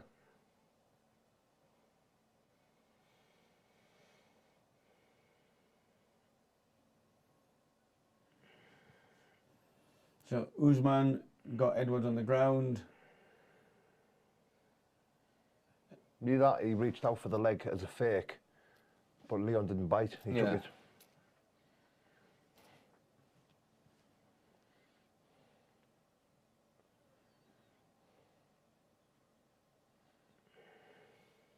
So again, Leon Edwards just up against the fence. Kamaru Usman knee into the inside of the right thigh repeatedly. This is very much like the Mirab Aldo fight, isn't it? Where Yeah. there's not a huge amount of action. Usman's doing enough to stop the referee from splitting it up, but there's not a huge amount of damage being landed here.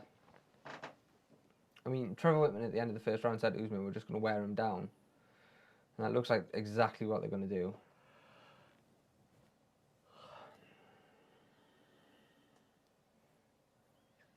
Where's the elbows that he was putting on his Instagram? Yeah. Where's anything from Edwards? I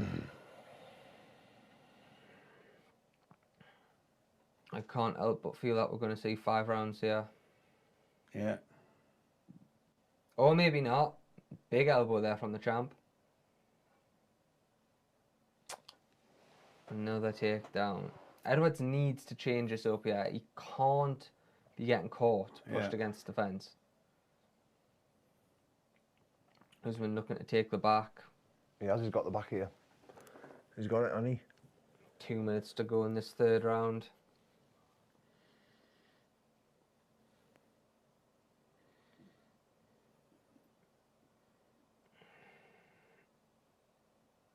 Proven to be a difficult night's work for Leon Edwards after such a promising start. Yeah, there's not that much actually occurring. Obviously, Kamaru Usman's dominating, Edwards is on the floor, but action-wise, it's pretty boring. It's very much an Usman performance, isn't it? He's doing enough. Yeah, He's I'm dominating you. He's trying to move position, but he's not. I mean, the crowd are making their feelings. Yeah, crowd are booing now. I think that's always such a shame as well, when there's a great expectation for a fight and then just doesn't deliver. Yeah. I feel like expectations less and less so when Kamaru Usman fights.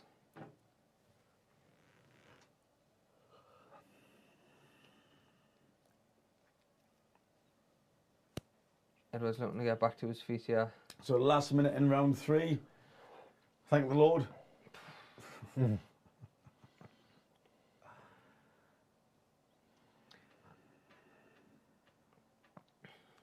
Usman looking for a guillotine, but it's not on from there. There's no way to really lock that off.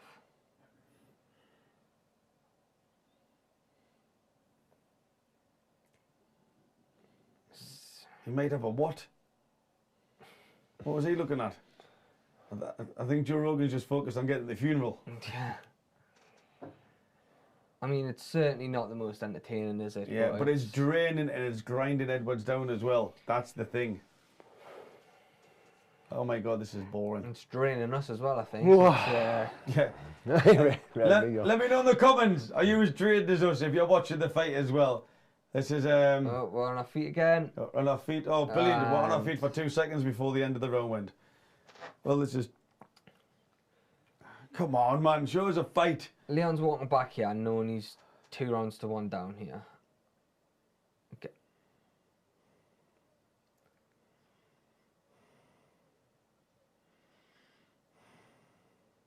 Leon Edwards being very the corner of Leon Edwards being very specific. Yeah. Yeah, and they're not pulling any punches with their fighter. Like what? Now here, look at how he's turned away. Usually people just sit straight down. He's turned away. There's a reason why the corner are speaking to like that. They will know the fighter better than anybody. What is going on inside the head of Leon Edwards right now? Doesn't look like he wants it, does he? It almost sounds desperate from the coach. It does not look like he wants this. Yeah, the coach even just slapped Leon Edwards. Leon Edwards' coach had just slapped him and basically threw him out into the octagon to get on with the next round. Come on, Leon, pick yourself up, son.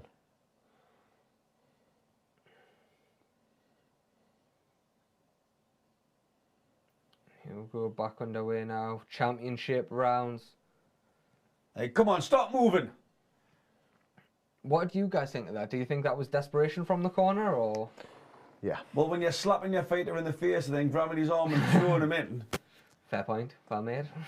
Like, no, I'm not saying that's the right reaction. I'm just saying that's what they've done. Yeah. There's a reason why they've done it. Like, you know, as a minimum, he felt something within inside himself that he thought, I need to do something with Leon here. You're on fire and wild and wildly missing as well.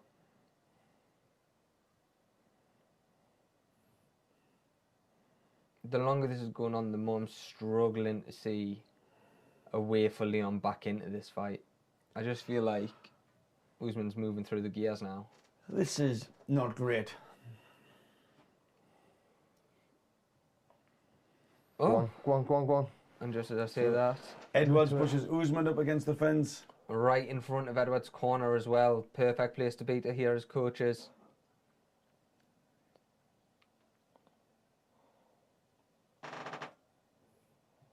It is interesting though if Edwards gets his takedown 2-2 going into the final. has not got him. No. No. Fingers through the cage. And again.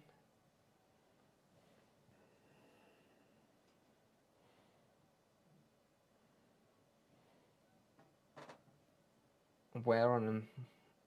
Both men starting to look tired now, but there's nothing coming from Leon here. Like, is this scoring? It is. He's in control, isn't he? And then, Usman seems to get out that almost And then free boom, will. straight away, Usman will take him back to the cage. There you go. Oh, here Back we go onto the again. legs and gets a takedown. Leon Edwards just doesn't want to be there. I don't know if it's an off night or what for him, but this Definitely not. this isn't a man who's been waiting for a title shot for years. This is not the, for me at least, not the performance of a man who. But then He's tired now, isn't he? yeah, Yeah, man. Like us. the altitude, Yeah. the altitude, the constant wearing down, all plays a part, doesn't it? 2.5 minutes of this 4th round to go. But it's your, you know, it's not just, it's your mindset. It's what you know, what you're telling yourself. Like, he looked dejected sitting on that seat. Yeah. His corner not mincing their words there at all. Asking him to engage his legs in this.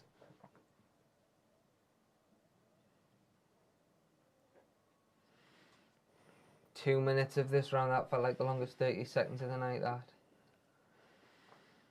Edwards backing himself up against the cage, try and get himself back to his feet, but looking like it's going to be to no avail. Yeah, so this is not what we were expecting from Leon Edwards. It's almost like, in fact, if anything, compared to the first one, it's worse. Mm-hmm.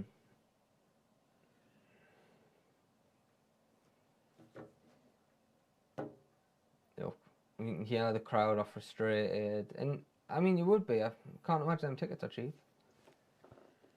Leon back to his feet here, but not in the best of positions. Again, just like we see in the Mirab Aldo fight.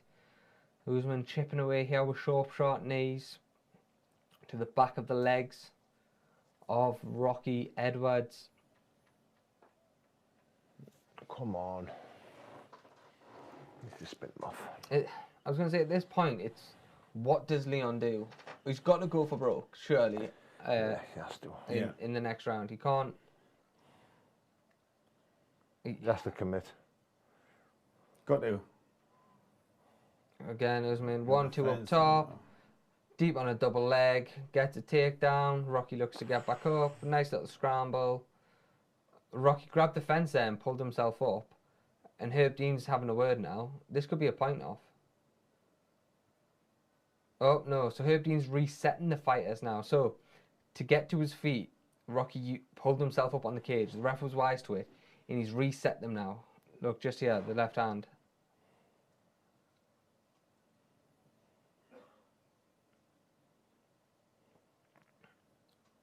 .30 seconds to go here in this round. And it's much of what we've seen in the last 20 minutes.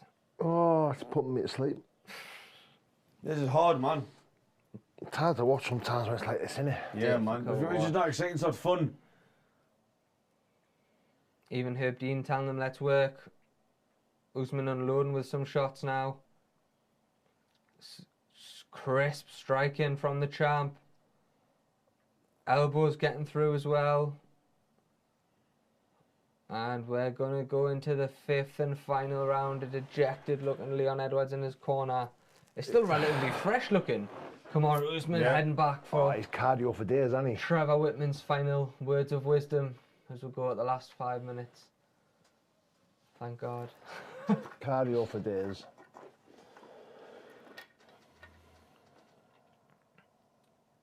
And there you go. Whitman asking for damage because he can see Edwards is like, look at Edwards, man. It's a shame to see him like this. He's like,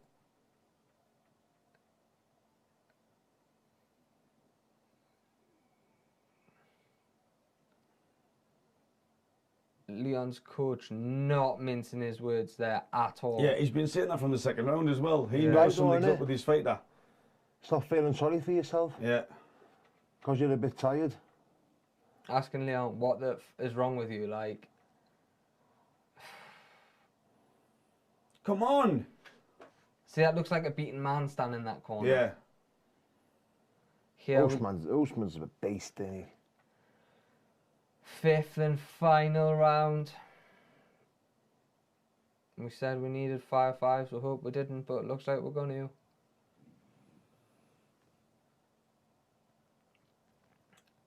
This is it. Edwards has to go for broke now.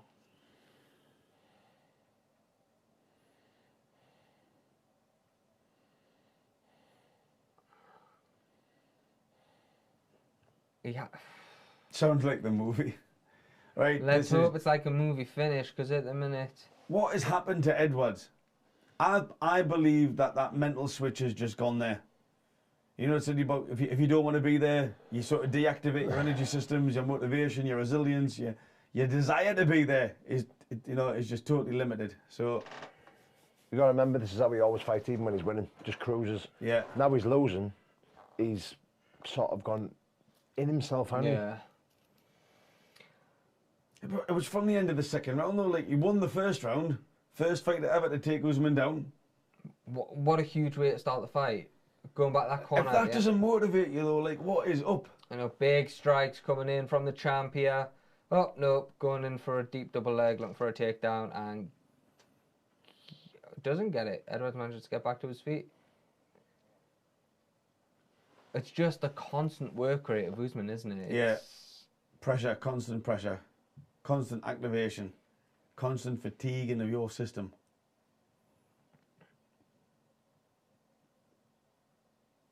Yeah, this is exactly what we were talking about, what Rogan just mentioned down in the commentary. Is Rocky lots better than he was? Yeah, but is Usman equally so? I understand the fans' frustration here as well, but it's we know this is how Kamaru fights. Yeah. Granted, it's not been what we've seen from him in the last couple. He's sort of fell in love with his hands a little bit more, but this is less than 3 minutes here to go. I think we're going to struggle to see anything other than a decision here.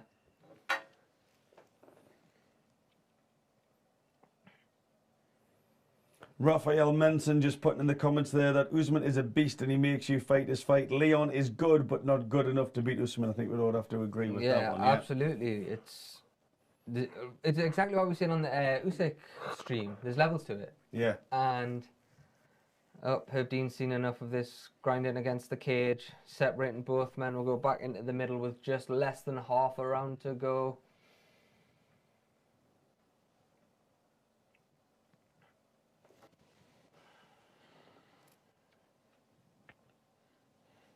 Constant forward pressure still coming from the champ.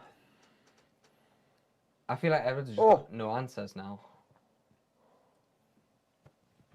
Oh, well, brilliant. You threw one right-handed 4 rounds. Up low kick from Edwards. The champ is going to take some time here. Oh, brilliant. Put it on the stop clock. That's exactly what we're after. Needed. Come on. Let's have it. Yeah. No, that was all right.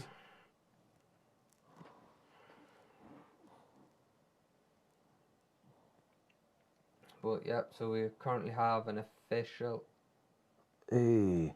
No, that's not low. Currently ready to go. Yeah, back underway. Touch of gloves. 1 minute 50 left to go.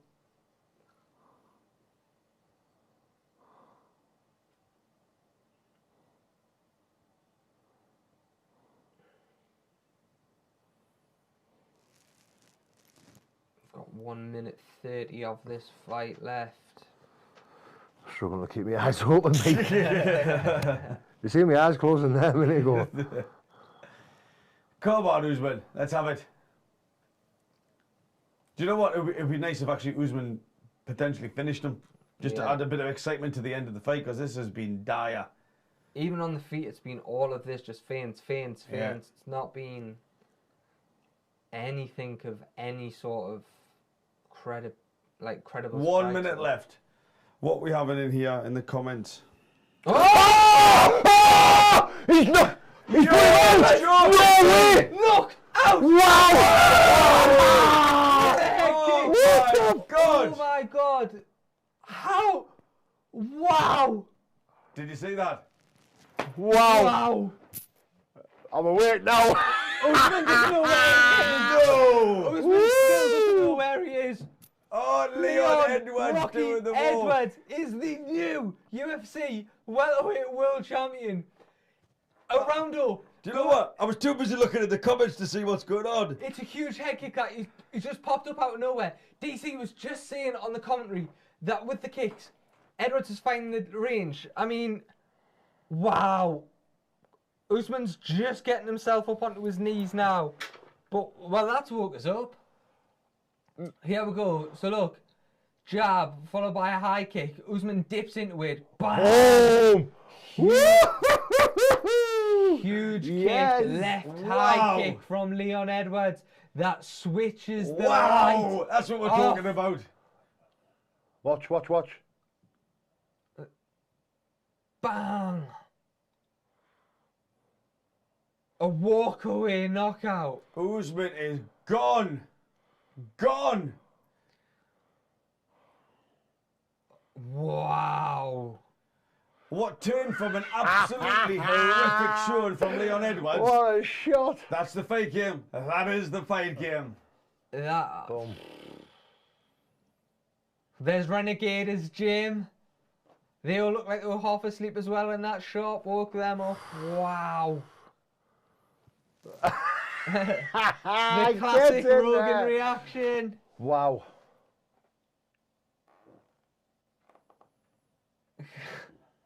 Fabian Edwards there celebrating with his brother Leon. Wow. Wow. That's all you need in this fight game though. Wow. Absolutely fantastic, fantastic result. So, there we have, 6 o'clock. I'm not going to lie, like, I was worth being half asleep halfway through that fight there just to be woke up like that. Kamaru Usman cannot believe it. There's Tim Simpson in the octagon with his fighter. To be fair, probably Leon Edwards can't believe that. No, I know. Here we go. You are never out of the fight. We're gonna You're get never out of the fight, but oh my God, that was just so unexpected due to his inactivity. What a beautiful head kick. That was unbelievable, that, like.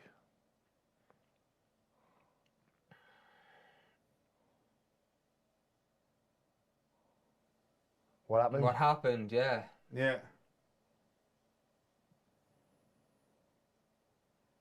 Wow. What an end to the night, Bruce. Was that? What an end to the night, I'm saying. That's just crazy, isn't it? But I said that's what we need. We needed a knockout, and we got it. We got it, and we got it in the style that we wanted it. Leon Edwards. Mate, I swear, sometimes in there, my eyes were going like that. I promise you, I could feel myself going like that. I was going, I think I missed that kick there, you know. Yeah. I was actually looking at the comments. Wow. 35.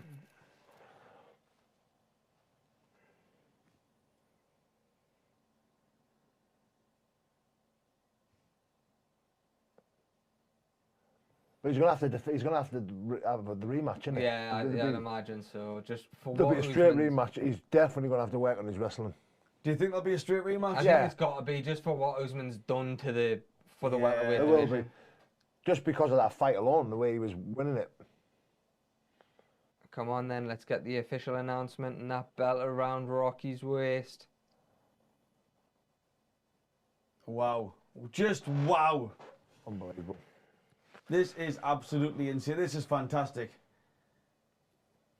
Leon Edwards showed no fight until that very moment.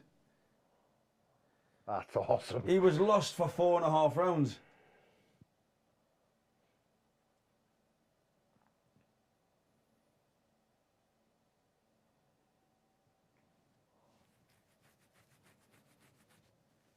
Kamaru Usman looking as shocked as the rest of us, to be fair.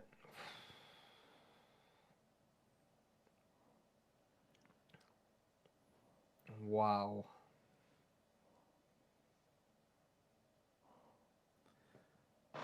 Brilliant. So let's hear his speech.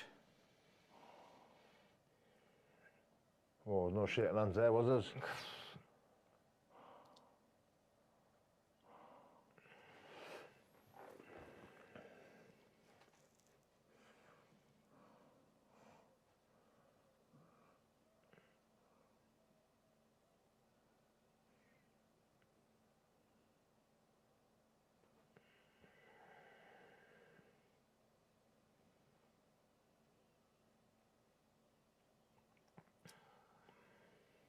We're just hearing from the champ here.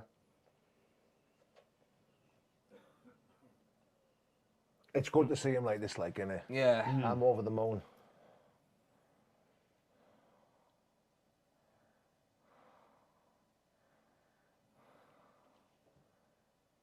I've been doubted my whole life, now look at me now.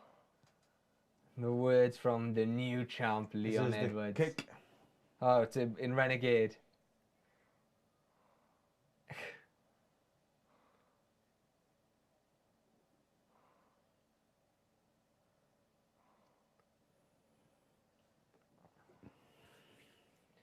Well, Brilliant. Okay, guys, so we've got a new champion in Leon Edwards.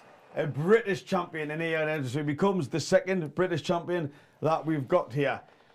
Just like to bring this stream to a close. We've had a very long night. AJ versus Usyk, Usman versus Edwards. At least we've got one British champ. First, thanks to Jake for doing the 2 streams with me. Thank you very much, brother. Bruce, you can catch Jake at Fight and Talk on Instagram. Paul, thank you very much for coming along as well, mate. Really, really appreciate. Fantastic knowledge that you've got. You'll definitely be back if you're up for it and if you can keep your eyes open. All right, going back, mate. So that is all from us. I hope you've enjoyed it. It's our first attempt at doing the live stream. Really enjoyed it ourselves. Remember, if you want any more information on Blockasset, the link is in the descriptions.